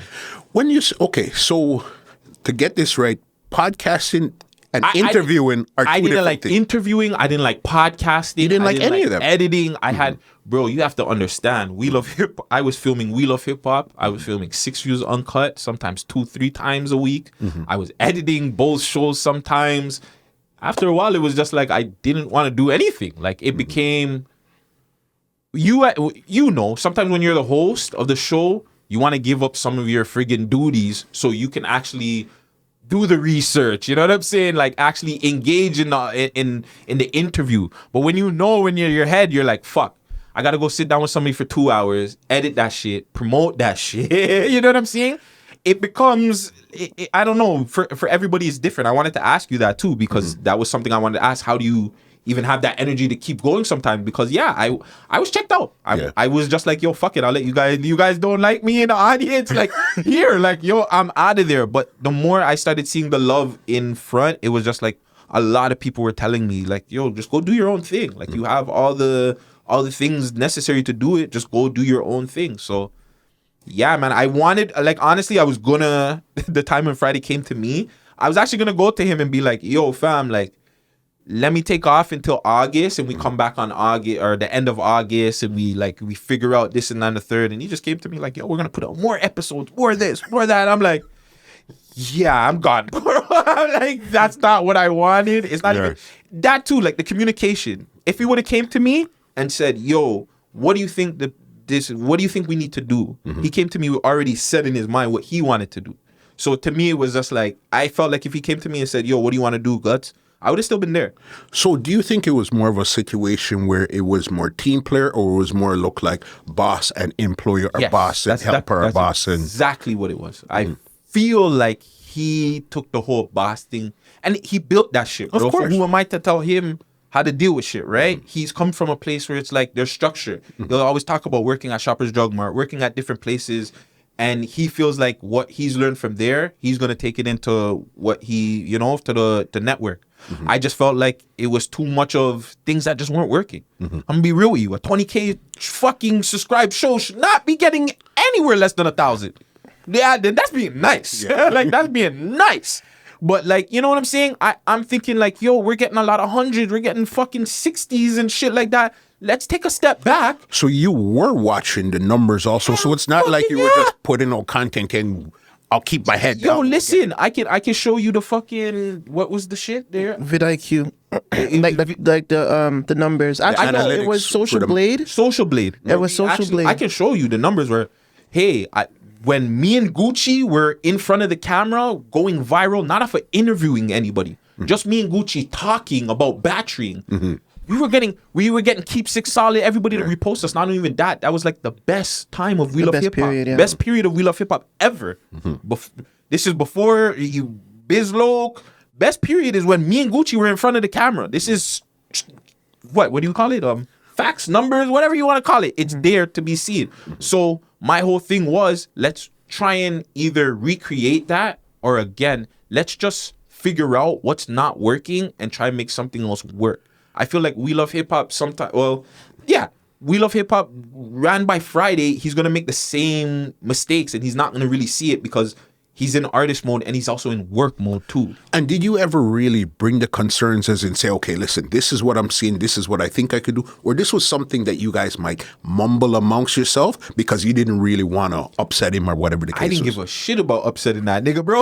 Like, again, I would say shit like people say, like the nigga said that he was better than 80% of the rappers. I'm like, you're fucking crazy. I said that on camera that he's fucking wilding. So it wasn't even about, bro, at the end of the day, like,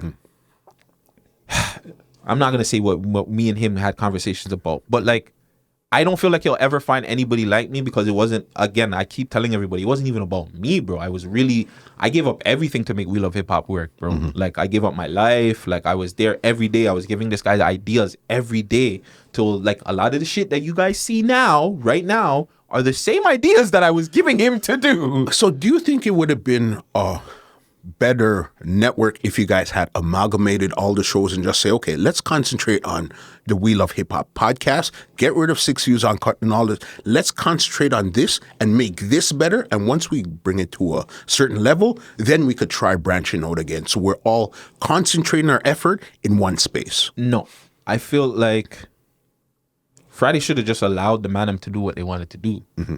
I feel like me, Gucci, Binga, Vegas at the time, we had something. Especially me and Gucci, more than anything, we had something. And I just felt like when you try to put yourself in, or Friday just always wanted to put his sauce on stuff. And his sauce won't always work. And that's with anything. Sometimes I want to put my sauce on something and it doesn't work. For sure. I feel like he just wanted to have his hands in every piece. Mm-hmm. And that's where stuff started going messed up. I feel like you have final edit and you run the show. Let a show happen. You don't got to be there to say this. You don't got to be there to press any buttons. Let somebody else take care of the shit. And then when it comes to you, okay, did somebody say something bad about somebody? Cut that part out. Mm-hmm. Everything else just put out. Mm-hmm.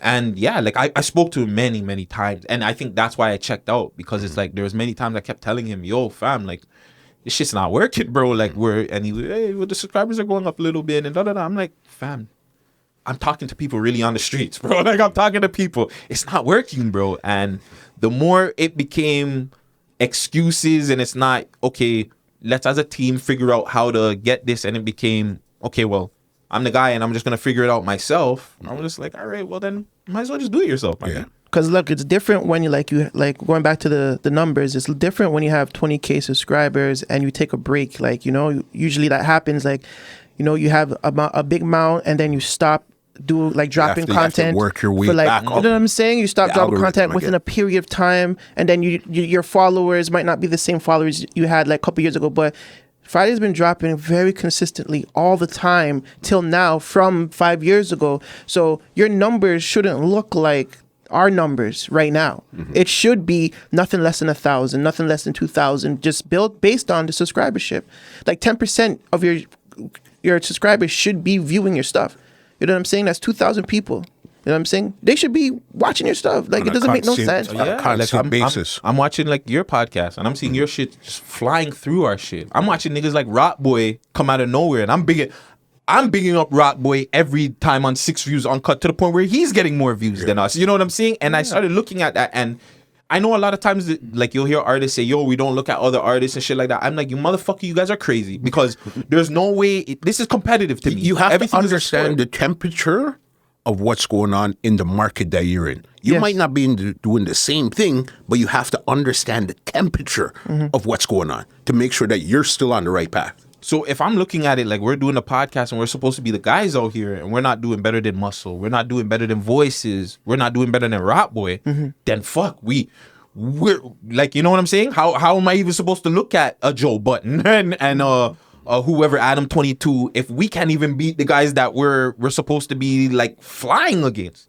If we can't even beat them, I'm not looking at what Adam and 22 and them niggas are doing. I need to figure out how I can beat the niggas here, then I can move on. And when I just kept seeing it was like, these guys don't worry about them. And yeah, we shouldn't worry. I ain't worried. But it's just like, fam, there's 20K subscribers. I felt like every day we should have hit at least a 1-2K.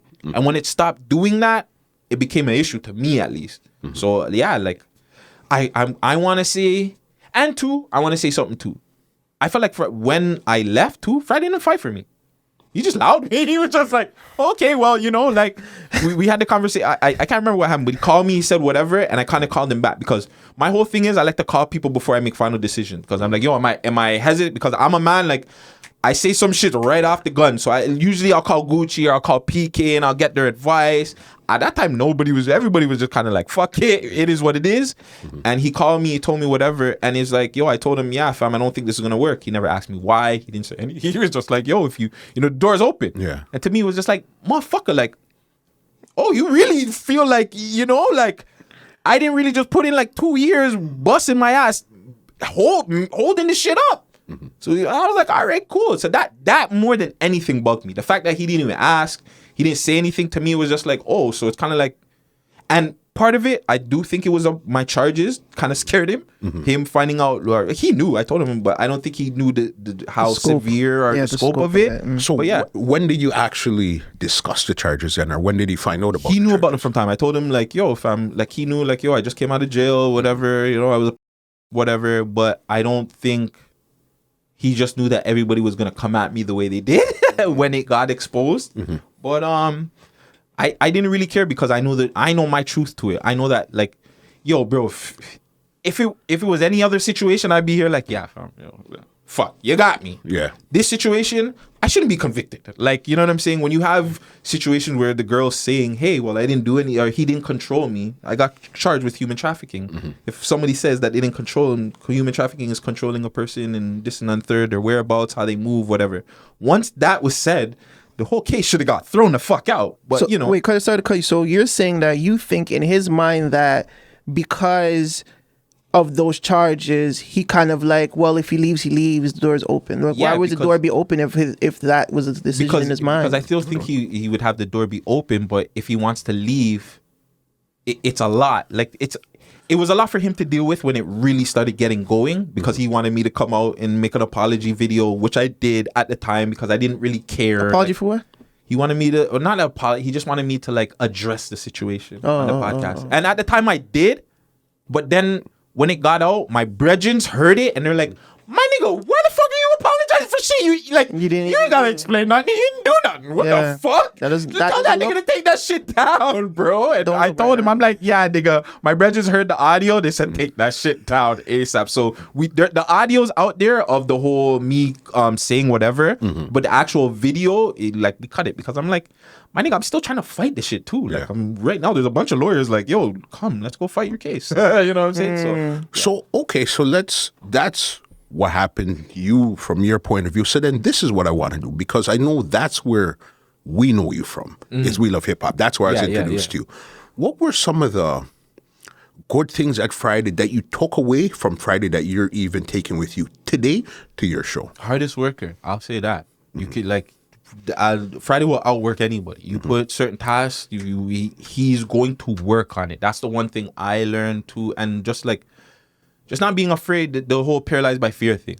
Like, you were one of the people that, like, you now, after hearing that interview, it really pushed me even more. But he was one of the people like, yo, fam, like, why you even wait? Just do it. Like, you know what I'm saying? Like, don't be afraid to ever do anything. Just do it. But, like, yeah, he was super hard worker. And those are two main things. Yeah. And the editing. I can't take away from the editing. But he's taught me how to edit, but I can find out how to edit from anybody. If you knew how to edit and I sat down and I watched you do it, I'm going to learn how to do it, right? But yeah, I will give him that. He did teach me how to edit the podcast and do certain things, but just more the hardworking. Everything else was more me. That was all me, fam. Where are you guys today? Today's Saturday, whatever today's date is. Today. Where are you guys right now? Relationship is ass. It's where we left it. That last time I spoke to him and said I'm off is the last time we spoke. I know people were telling me like I'm dissing him and I'm taking shots at him with the Chris Guy, like with the clubhouse situation with Chris Guy. Listen, I would have said that to him if I was on the podcast or if I wasn't. I just felt like he was reaching with the whole Chris Guy calling YG a black bitch. Like, he was saying that Chris Guy was racist, but then he was on Clubhouse with Chromazz a couple of weeks later, and Chromazz is calling fucking Cholo Cash a nigga, and he had nothing to say about it. Yeah. To me, it's just like, come on, fam. Like, I get it. Again, Chris Guy was another reason to why we kind of fucking fell out, because I don't know if you remember, a couple of weeks before everything happened, We Love Hip Hop went down for a week. You guys got a strike. Yes, that was because of Chris Guy interview that we did last year, and I guess YouTube just came around and said, yo, you know, well, we're gonna hit you with that. So because of that, I felt like Friday went on Clubhouse he was just like, oh, Chris Guy's here too. This is my time to kind of fucking get out of him. I don't really feel like Friday knows Chris Guy ain't no fucking racist, bro. Chris Guy, I've met Chris Guy a few times. I don't think he's racist. And him calling, if I'm white and YG was calling me out my name, me calling him a black bitch, I mean, fuck. You know what I'm saying? He's not saying nigga, bro. Yeah. That's as long as he didn't call him a nigga, and even if he called him a nigga at that time, I would have been like, I'd allowed you that one time. That one time, the way YG was trying to yellow tape him, I would have allowed him. But I think it's the thing where like a white person is just even uttering black. Like, what the fuck? Like, why even recognizing my skin tone? Like, I think that is the So are we allowed to just downgrade white people like, yo, you honky, you this, that, and the third, and say whatever to them and expect them to just not be like, well, you fucking nigger. Well, remember, it's the atmosphere that we're in, because after the George Floyd situation, everybody got extra sensitive. Yeah. So if you say anything about black, or if you say anything about nigger, or anything like that, everybody's extra sensitive. You know what I mean? Again, I sat down with Chris Sky once. I don't know him enough to know, is he yes or is he no? But well, I don't know. You know what I mean? And that's, to tell you the truth, that's not even my concern. Until you bring that to me, I don't give a fuck what you want to do. You understand? So, question: can white people experience racism? A human being can experience racism. Thank you. Because we have a lot of ignorant black people out here that want to be like, yo, and I was having this conversation. I'm like, yo, I get it. We've been through a lot. Yes. But we can't sit down there like, I've seen me and my fucking brothers used to bully white kids. Oh, you fuck! Look at you! You're dressed like you're fucking on. Like, it wasn't right. You know what I'm saying? But like, I don't know. Like, me thinking now, if that kid grows up and he becomes a menace or whatever, that's racist. Like, we were bullying him. We were being racist to him. We shouldn't do that shit. I mean, just because their parents weren't slaves or anything doesn't mean that they're not feeling hurt by the shit that we're saying either, right? We have to understand, like, half of the fucking country is immigrants, right? So it doesn't even matter. So if I call this nigga Guinea or a fucking piece of shit white trash or trailer park whore or fucking sandbox kid, like with those dirty, you know, those half breed with the dirty sandbox face, if I call them out of his character, you know what I'm saying? They're gonna be like, yo, bro, like, you're racist. Like, and that is racist, fam. Because what if they're not even fucking like white from the north? What if they're from Italian or fucking European? And even that racism within like even Africans and stuff, it's alive, dog. Like, white people definitely can be fucking remember, we're in racialized. North America, so we're seeing it from how we see it. But I'm pretty sure if you go to somewhere that's predominantly black and one white person comes around and then everybody decides to go against them, you're being racist, I guess. Jamaica. You know what I mean? I see that shit a lot. The one 2 times I went to Jamaica, lean, I'm like, yo, the what boy there, yo, there. So, yo, I love Jamaica. Talking about white people, this is a more serious situation now. Debbie. All right, because I know man, you guys were probably between, I'd say most of you guys in Six Buzz really highlighted Debbie and everything she was going through. Was there any one time where you guys said, okay, this is all fun and games and everything, and when the camera comes off, you guys really try to get to her? You want to know? It's funny that you bring that up. That's actually very fucking funny that you brought that up. I actually did that on camera during the interview with Debbie. She was going through I want to say her alcohol shit and her pops, and I was trying to dig, and this is early on in my like interview. Like I didn't really know what I was doing, but I felt like at that moment I kind of had something where it was more like a personal thing, where it's just like, yo, I'm actually like bringing something out of her. Where, you know, Friday actually texted me and told me stop. He would, like, we got into it after, and I'm kind of pissed off now. Like, after when she died, it bothered me even more that he told me to stop, because I felt like maybe even if I pressured that situation more, she wouldn't have overdosed. So what was the line of questioning where he feels like, okay, you might be crossing a line? I think he would, like, because I was more telling her about rehab and like, yo, like, she was talking about the alcoholism or just the alcohol and like her pops and a relationship with her pops not being good. And I was like, maybe is this why you're acting the way you are? And like, maybe, and I wanted to dig, because this is the first time I'm interviewing Debbie. We all know Debbie from, yo, nigga, da da da da da, rah rah. So now I'm getting a moment where she's being human. So to me, it was just like, yo, what the fuck, bro? Like, let me dig more, because you don't get that from, especially just in general, you don't get that from people, rappers, anybody. You don't get where they're out of character. Yeah. So I was digging and I got a text and I kept getting it, and I was just like, so when I read it and he was just like kind of like move on, and I was just like, fuck. Like at the moment I was just like, okay, because I guess to his aspect of it is he used to be a former alcoholic, so he was saying that might have been triggering. But to me it's just like, bro, if I'm triggering her to a point where she might get help, and to me now, knowing like everything that happened, because people don't even know, like behind the scenes, I used to help Debbie, so I used to send that girl food. She used to stay like at my crib 1-2 times when she had no place to stay. Like that was my, like, I should say it, that was my nigga. That was my homie. Like I genuinely wanted to see that girl do good, bro. Like she had so much potential. Like It wasn't even about the fuckery. Like, if you guys actually get to talk to Debbie as a person, you would actually realize misunderstood, super misunderstood, just like a lot of people in the world. But yeah, when you get clout and shit like that, people just take advantage of you. And I think that's what people did. Like, people look at us and like, yo, you had Debbie on your ticket. Bro, go back and watch our interview. Even when she went on and co-hosted with Binga, and it was like a fun atmosphere. It wasn't like we were encouraging her to do fuckery. We're talking about conversations in the city and shit like that. So yeah, that fucking hurt me a lot, bro. That was the first person, like, I know Friday's probably interviewed millions of people that either died or, you know, went to jail. That was the first person that I've interviewed, and then like a year later she died, bro. That was crazy, bro. Yeah. Why didn't you just ignore the text, fam, and just keep going? I was still early on in my interviewee, so I wasn't doing like a lot of research on how interviewers would go about things. So at that time I thought it would, yeah, like that might have been triggered. You know what I'm saying? Like, so maybe just stop. But again, if it was maybe 6 months after or later, I would have definitely continued that conversation. I wouldn't have cared what Friday had to say. But yeah, Friday definitely. Yeah, and again, this is why I had to leave. I felt like I was like a young Friday. I felt myself becoming Friday to an extent, and I didn't like that.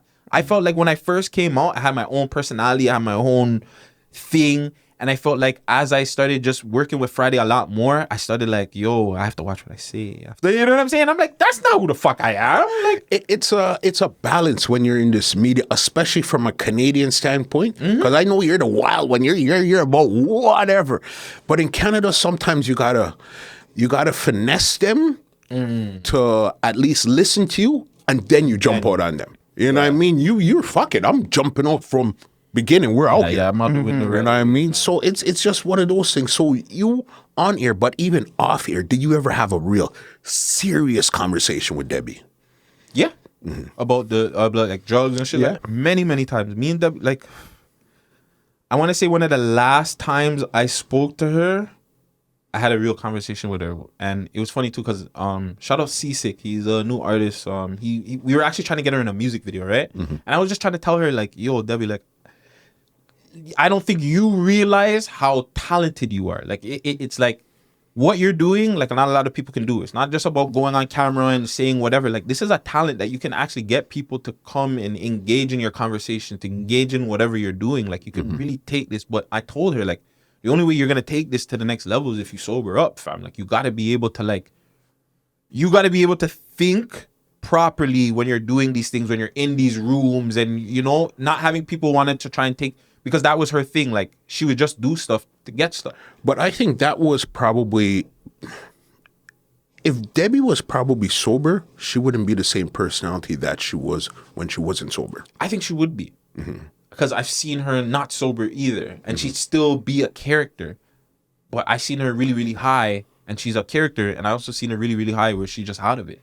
So it's just like, you know what I'm saying? It's, I hear what you're saying too. It's the yin and the yang of it. Like, yeah, it like Chromazz. Does Chromazz work if she's not out here being all wild and freaky and this and that and the third? Now, even better. Sorry to call you. Even better. Eminem pre-drugs versus post-drugs, right? Who's the better Eminem? It's different too because it's rap, fam. I think what Debbie was doing is more entertainment, right? It's the same thing, bro. It is, and it's because remember the content Eminem is spitting is like crazy, wild. Hear me out. Hear me out. The drug. I feel like with drugs, certain rappers or musicians in general, they just make amazing. Like Weeknd. I feel like Weeknd's first 3 albums, talking about batteries and all these kind of things. That was amazing Weeknd. Then he started evolving a little bit. It's still cool music, but it just didn't hit the same, right? I feel like with entertainment, fuck, you might have me right.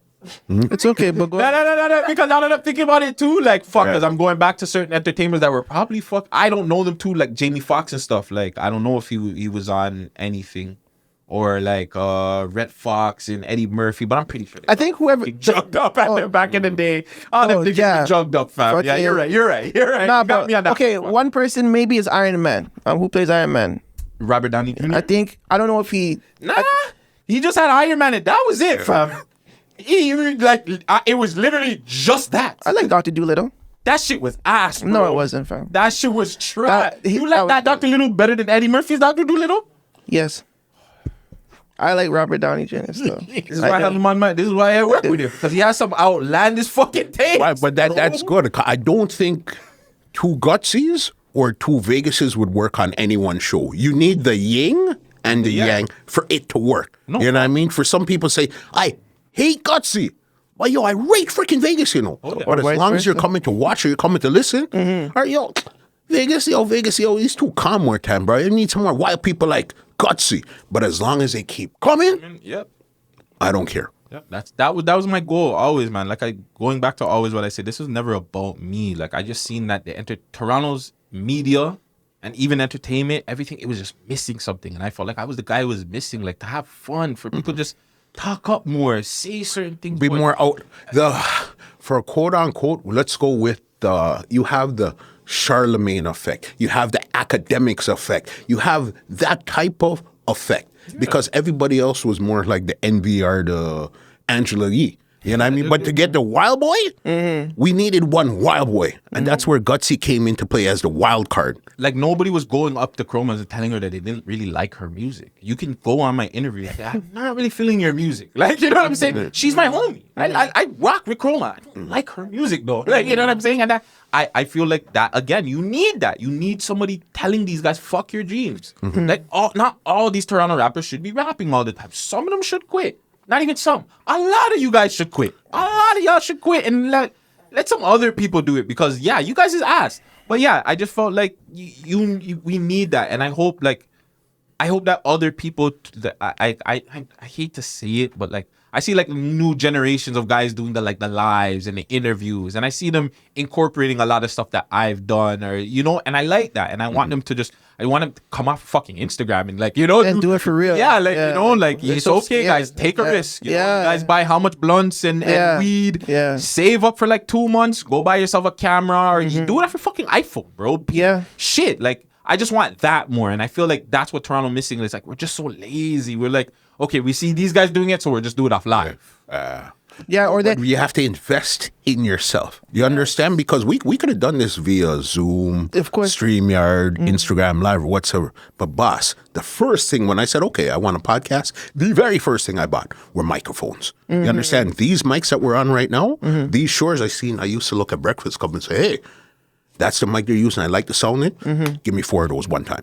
You understand? I was different. I was like, yo, I like the visual aspect of things, right? So I was just like, yo, let me just go get a camera and start filming. It was just, let me just do something and figure it out on the way. And I think that's what a lot of people were scared about that. Like, too many times you get scared of failing. It's okay a lot of people don't like 100%. To invest in yourself, though. They don't want to see that they put out this content that they work so hard for and only got 12 views. But that goes back to the failure part of it. I think it could be the invest and the failure, because I feel like people invest into themselves, but then when they fail, it takes them away from shit. It's not fail though, because remember, when you're first coming out, you're gonna get a little 20, 30, 40 views. But those 20, 40 views are gonna turn into 400. That's gonna turn into 4,000, and then it's gonna turn into 400,000. I wouldn't even say it's that. I'll even bring you back even like before that. It's like you get a camera and then you might get a mic, but it's not the right one. It doesn't matter. But that failure, or that just in your head. Misstep, you know what I'm saying? I had to get over that a lot. That was my huge problem. Like I'd go get a camera, I'd edit something, or something would go wrong. Fuck this, I'm done. I don't want to do it anymore. Like once you get over that hump of, oh, it's okay. Like, you know what I'm saying? So we're gonna fuck up. Like it's okay. It's not everything is gonna go to the T. Just keep going. And once you get over that, I think more time, like the whole city would be amazing if we would have more of that. But a lot of times too, it's just like lack of just business knowledge, right? Too, it's education. So like you have to understand, like companies take time to blow. Like it takes 5 years, 10 years to actually become a millionaire, like a multi-million-dollar company. It's the same thing with rap. It takes about 10 years to blow, dog. Like to be an overnight success. Yeah, like the Killies, like the Bugs, the Smileys. Like these guys been rapping since 2014, 15, and they're just blowing as of like late. You know what I'm saying? They might have had their one hit, but they had to sustain it. And even getting your one hit, you have to fucking maintain your hit. You know what I'm saying? I'm sure Doovy's been rapping from way back in the day, but it's now y'all niggas paying attention, right? And that's what happens. The same thing with this podcast shit, bro. Like, you have to just put in the work and put in the effort, and you're gonna have that one episode where it's gonna go through the roof. But you have to build a catalog, because imagine you putting out your first episode, you go viral, and there's nothing else there. They can't go back to your page. There's nothing else on your page. There's nothing else there. You know what I mean? What happens then? You got to build that catalog, so when you get discovered, people always go back. Anybody you discover, hey, Ice Spice, I'm pretty sure you guys went back to see what else she had besides March. I did. You understand? I did. What else do you have there? I didn't care. I just like looking at her. Yeah. No, I just like looking at her. I don't like that. You don't think she's ill though? Like, No, we talked about this on the show, fam. I think she's trash. I don't think I remember. Oh yeah, with Nana, right? No. Nah. I think she's like... I think she's better than a lot of rap guys, bro. Like, she actually can spit bars, bro. Don't get it twisted. A lot of the girls are, but I feel like she's an industry plant. I feel like she was just, she's a very beautiful girl. She's new. It's a different look. Let's just put her there. But if you listen to her, she reminds me of very early Cardi B. That same style of rapping, the same way she delivers her words and everything. Listen to Ice Spice and go back and listen to early Cardi B, and you'll understand how I'm coming up with that comparison there. I'm gonna have to listen, but I don't see them two in the same spectrum. And going back to even like shorties, like Cardi B, she wasn't cute either when she came out. Let's be very, very honest. Okay, she had a bad teeth, you know what I'm saying? But she got her hit. But what got cleaned her, up. really pushed her over the edge since with you guys, it was really the personality. The personality, it was the body. Body right, got went her back to that. you, but the personality is what pushed her stuck. But she was completely still over the edge. fuckable, fam. No, yeah, she was fuckable. I'm not gonna say like she was like she was sexy, fam. Yes, she was. It's not like she was beautiful. Like, I No. would put it out there like, she's the bad. But even till now, I still don't even put Cardi B in one. Like, I think Chromazz looks better than Cardi B. Now Cardi B? Yes. I think Cardi B, obviously she's done up and shit, but Chromazz is done up too. But I still think I'd pick Chromazz. Why? Because she's Spanish? Probably. Yeah. Probably Like why. and I know like she's more of a freak. Like she be playing with her feet. You don't think Cardi B's a freak? Yeah, but I feel like Cardi, I don't know. She just gives me I can't take dick vibes. Do you think Cardi B could have saved the Migos relationship? Can Cardi B save? Could people? she have pushed Offset to, No. That's what I'm saying. So how she? But what does that have to do with it? No, I'm just saying. Offset was just Offset didn't want to work with QC. Oh, that's the problem. That was the problem. It had nothing to do with Cardi. I thought that was the problem. I thought I know. I never thought the. We had Suge Knight over there. I'm just saying. Do you think Cardi should have pushed her man to just stay with her family? I guess that's where the line of question is. That's her family. His family is right there with her. Like, come on, which girl are gonna be like, yeah, stay with the group? Come home with me. Like, you're gonna go up with the group and go do fucking shows. The Cardi B Offset album is coming. Come on, fam. Like, let's not try and play like we didn't see this coming. Like, how long ago? I didn't. Still. What? Fam, I'm actually surprised the Migos stay together this long. You are. And I'm surprised they stayed together this long, and the way they were able to just rub this breakup under the rug. How do you claim to be the best group of all time, but then you guys break up and da da da? Nah, nigga, we want to talk about this shit, bro. Yeah. Make this shit a thing. Sorry. But to me, especially from an outsider that's not really knee deep in hip hop, Offset seemed like he was always the face of the Migos. I think it was Quavo. I think it was Quavo at first, but then when Bad and Bougie happened, I think everybody went over to Offset. But I think from time everybody thought it was Quavo. Yeah. He had the look. He was on all the songs. He was on the song with the girls. So and he's always doing the hooks. Yeah, he had the hooks. Yeah. So but then when Offset came and people were just like, oh shit, Offset can rap. They were like Offset, but to me it's Takeoff. God. So I don't. Takeoff's dope. Takeoff could be the man. He could be. He went off on that album. Like, man, Takeoff is dope. Hold on. How did you get into even dancehall and reggae and stuff? It was okay. This is what I tell people. When we first lived Blake Street, this was downtown East York. A lot of people who you'd see was Africans, Jamaicans, and we were the only Guyanese we knew. Okay.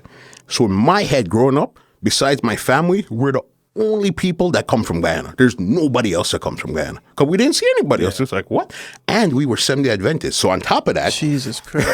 That was the whole Jamaican community at that point. Bro, you're at church. There's no other Guyanese that you know about. So you're a Guyanese and Seventh-day Adventist, bro. I'm an alien. Okay? Nobody else is doing this. So then now when we went to Glendower now, as soon as you get to Glendower, the first thing you're hearing when the door opens is reggae. Hardcore reggae music. You know what I mean? So you're young. You're looking around. Oh, this is what's going on. Reggae. So you see from that got hold of me, bruh, to this day, 2022, that never let go of me. To this day, because the baseline, the energy of it, the rude boyness, the badness, I just like the whole energy of it. You know what I mean? Dance. Right? I was thinking about that in my head all the time. I was thinking about that was the first song you probably heard in Glendower. It was fucking Beanie Man World Dance. That was way before that. We're talking, you guys got to remember, in this room, I'm the oldest out of you guys. Probably two of you guys combined could make my age. I'm 47. You understand? No, nigga. Yeah. I'm 30. This nigga's like 30-something. Yeah. Maybe, how about you, sweetie? Exactly. So we'll come behind her and somebody else, and you guys are close. Yeah. You're only 10 years. Yeah. That's So that was really, but don't get it twisted. One time I didn't like reggae at all. Which period of reggae was that? This was before we got into it. Yeah, this was like the pre-Shabba ranks where you're just hearing like Bob Marley as a kid and stuff. I don't like that stuff there. I like Fat Boys. I like Run DMC. I like, this is who I like. You understand? But when it came out, I don't like that. And then we just got into it. But a lot of people don't realize that even the podcast, our tagline is from pastors to porn stars and everything in between with a heavy dose of reggae. You understand? Because I was going to get to you with the reggae. Okay, let me stick to the reggae one sec. Who's the top Toronto reggae artist right now? Right now, top Toronto dancehall artist would be Isis. Isis? Yeah. I see his name a lot around. Yeah. And because we had this conversation. Shit, when we had this conversation before you said it, is there nobody coming up like that's really making noise? There's people coming up making noise, yeah, but when you look predominantly, it's Isis. There's Kirk Diamond, but he's more reggae. There's Stample King. He's still dancehall doing his I thing. think Tristan 5 Star. Five stars out there doing his down thing. a little. I don't know if. But who has the eyes of the people? Isis, without a doubt. And in your opinion, who's the real king of dancehall? Between who are? Is it Beanie? Vibes? I hear everybody tell me that Vibes is the guy. Did we have Buju in this conversation before? We had Bounty. Or Bounty? I think the trick with it is I don't think Vibes Cartel, Bounty, Bojo, they're looking to say king. You know what I mean? Beanie Man has a title of king. Yeah. Bounty Killer has general. You know what I mean? So everybody has their own pillar. So I don't think anybody else is looking for that king title. But in your opinion, though, because we had this conversation. We're talking straight. Killer's my artist from then till right now. If you look to your left, look up there. Killer, if I move that curtain, But that's his listen. opinion. But it's a fact, fam. If you listen to it's fact, fam. If it wasn't for Bounty, a lot of the artists them that are popping Vibes Cartels, the popping, dog. Movados, the Idonias, Yeah, the Busy exactly, Signals, fam. all of that is Exactly, via fam. Bounty Killer. You understand? Come on. You don't think that even though it's via Bounty Killer, that somebody could surpass him? Like I'm pretty sure Drake looked up to Jay-Z like a motherfucker. Now, I want to say that Drake has surpassed him musically. I don't like a lot of Drake's music, but if we go numbers wise and all that, the long run that Drake has had, 10 years straight. Jay-Z by mile. He surpassed a lot of Jay-Z's first number people. one was New York. But if you say Drake, then you have to say Wheezy. Do you understand what I'm saying? And if you say Wheezy, you have to say Birdman with them. You don't have to. Because it goes, it's like a chain, fam. It's That's like how we the father got to them. go to Drake. Yeah. Yeah, but at the same time, yes, that's how we got there. But Drake is the guy right now. So yes, these guys paved the way to put Drake in that position. But isn't it safe to say that Drake is the guy? Would he have been the guy? Is Drake the king of hip hop right now? Would he have been the guy if Weezy didn't put him in that position that he was in? Hell fucking no. So that's what I'm saying. So that's why from I guess an industry man people that really study music, we would always say Weezy and then off his offspring would be Drake. You understand? But if you're gonna say Drake, you have to say Weezy. Boss. Yeah, exactly. And you're talking about like, first of all, the first conversation was king of dancehall. You didn't put a period on it. You know what I'm saying? There's not a king of dancehall of the 10s or the 20s or the 90s. You just said king of dancehall, period. Yeah. You know what I'm saying? So if you're going to say that, to say Drake, you're saying king of hip hop now, you have to say who's the king of hip hop, period. So who's the king of hip hop, period? That's a good discussion. I'm not prepared for it. I'm not prepared for it. Because it's funny, because when we have these conversations, people always go to the numbers and shit, right? Yeah. And when you go to the numbers, you got to put either Bob or fucking Vibes at the top. I got a good one. When you go to dancehall, at least. When you go to dancehall. And then when... But Muscle is right. It goes down to who's your offspring still. And no matter what form of fashion it is, the king is always who they spawn. You know what I'm saying? There's a lot of great artists, but they don't spawn nothing. And that goes back to our conversation of Canadian hip hop and shit. These Canadian rappers and singers, they're not spawning offspring, fam. Right. You know what I'm saying? So to be the king, you have to spawn offspring, fam. But it's even comes down to like brand recognition or something. When I think of basketball, all right, LeBron James is the man, but you see Jordan is brand basketball. When you walk up to anybody and say, "Hey, basketball," brand, all right? We're not talking about points, scoring, and all of this. Brand basketball, just like brand boxing. I still don't think, but you see that. Sorry to cut you, because I still don't think nobody has surpassed, when you talk about brand, again, nobody surpassed Jordan.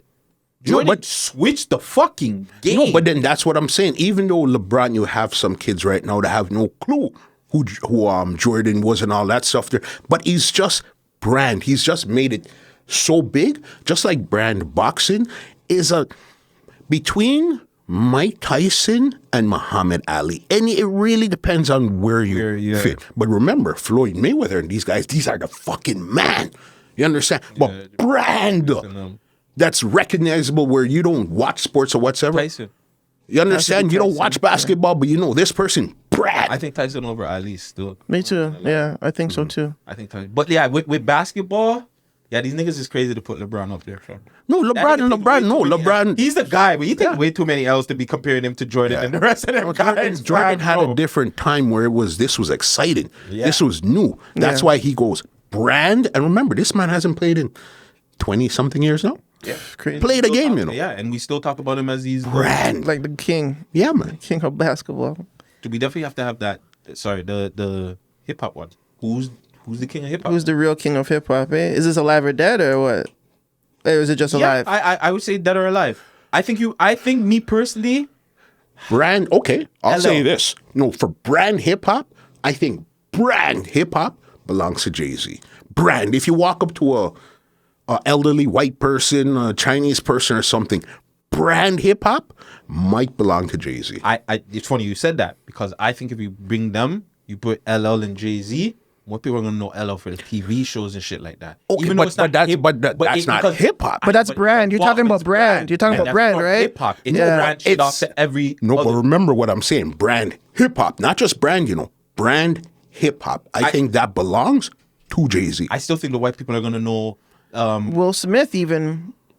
Will Smith. But remember, Will Smith got it because of the acting in the movie. Yeah. As in a rap or somebody that. So what we're saying is just strictly you rapped first and then everything else came after. So we can't even put Drake in there then. Yeah. Yeah, because he came up with the acting, right? Drake would be like, you see how I would say, again, I'm open to any criticism, where we would say Jay-Z is brand hip hop.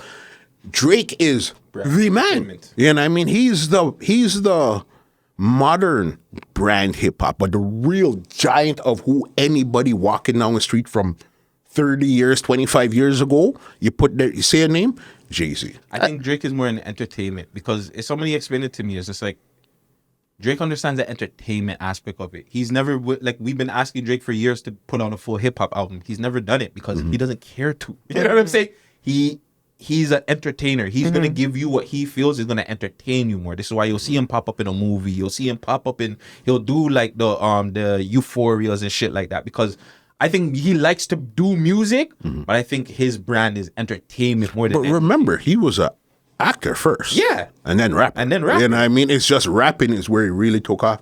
So he's an actor that turned to rapper, even though he might have been rapping before, but what popped off for you first was acting.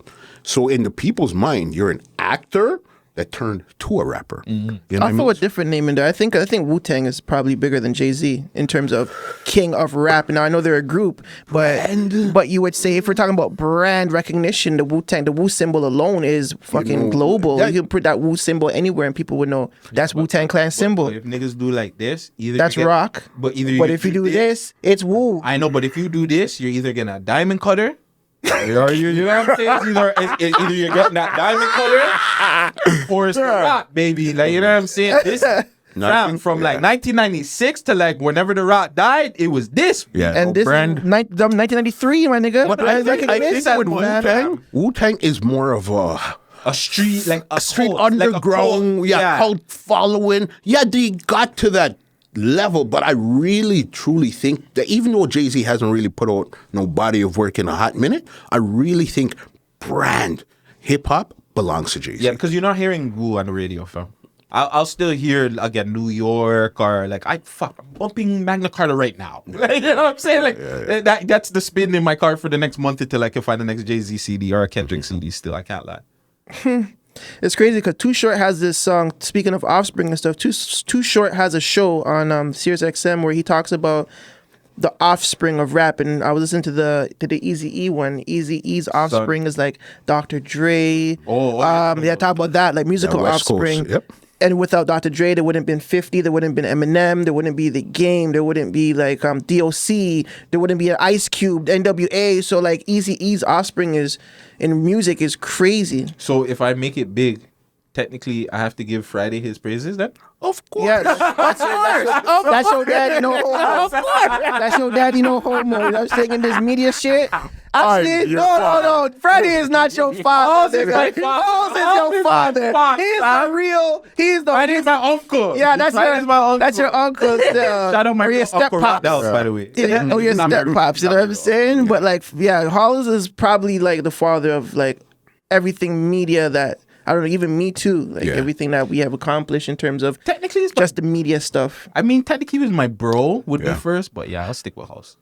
Your bro, eh? But I'd say popular would definitely be Friday and We Love Hip Hop. That really gave you that. That gave you the platform. Yeah, because everybody said, "Oh, that's Guttzy from." I'm not there no more. Yeah, you'll get that for basically the rest of your life. As long as you're still in podcast. Well, at least for the next year until the year's done.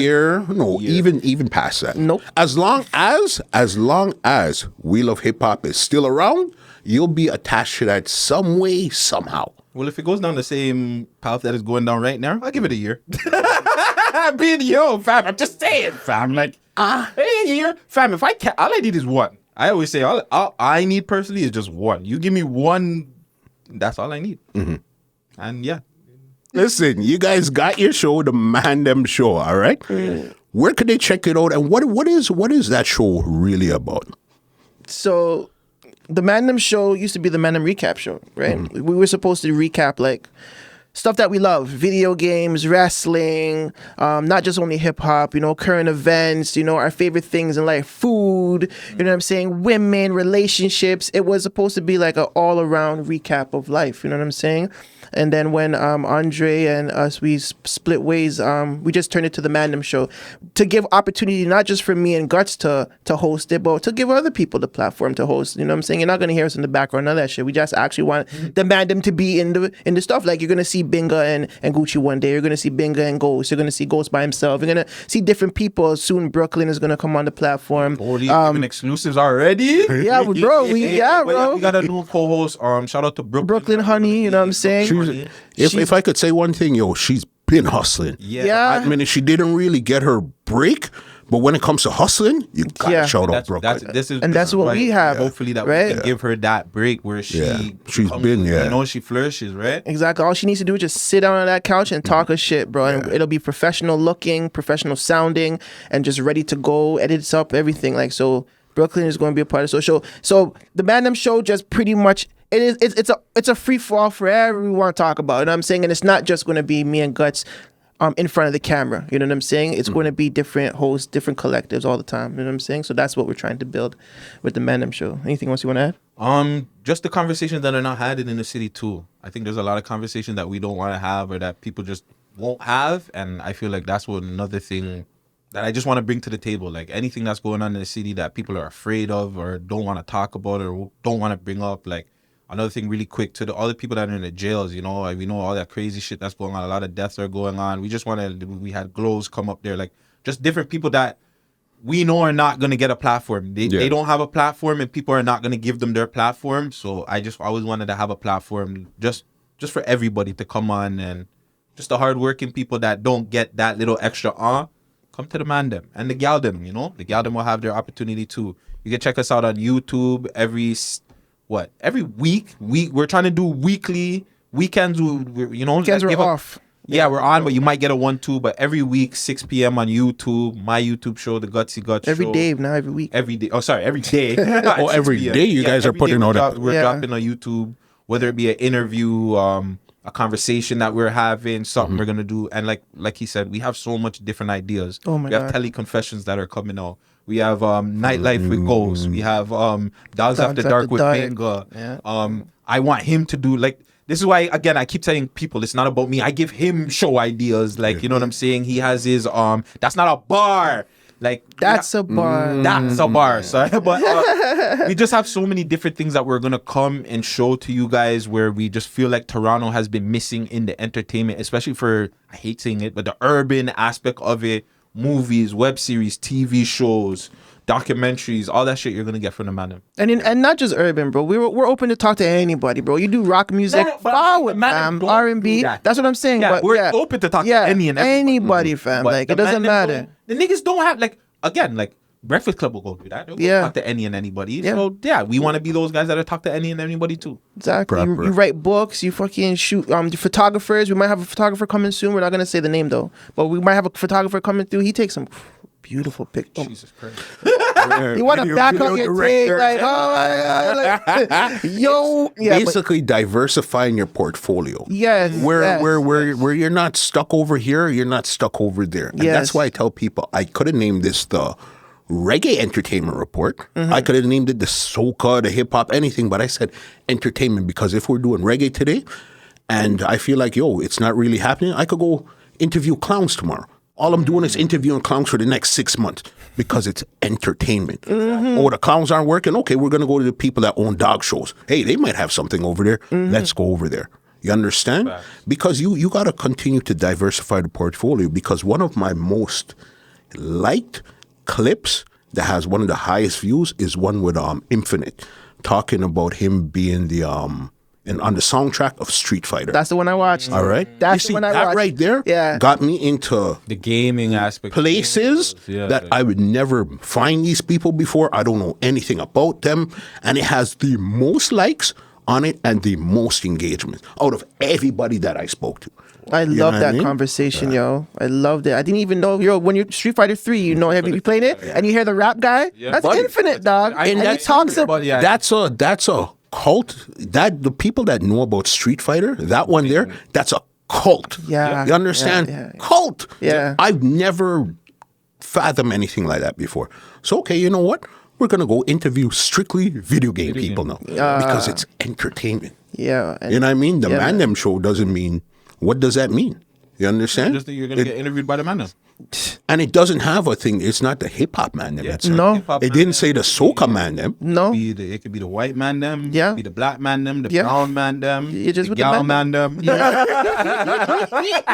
that point was the gal dem still, the gal dem show, but the gal man dem too. The gal man dem. The gal man dem can get a little talk too. You know what I'm saying? Listen, gentlemen, this has been so much fun. I haven't been able to really sit down and speak to somebody else that's in the same situation with you and let loose. You're usually speaking to somebody that's in entertainment, but on the other side of the fence.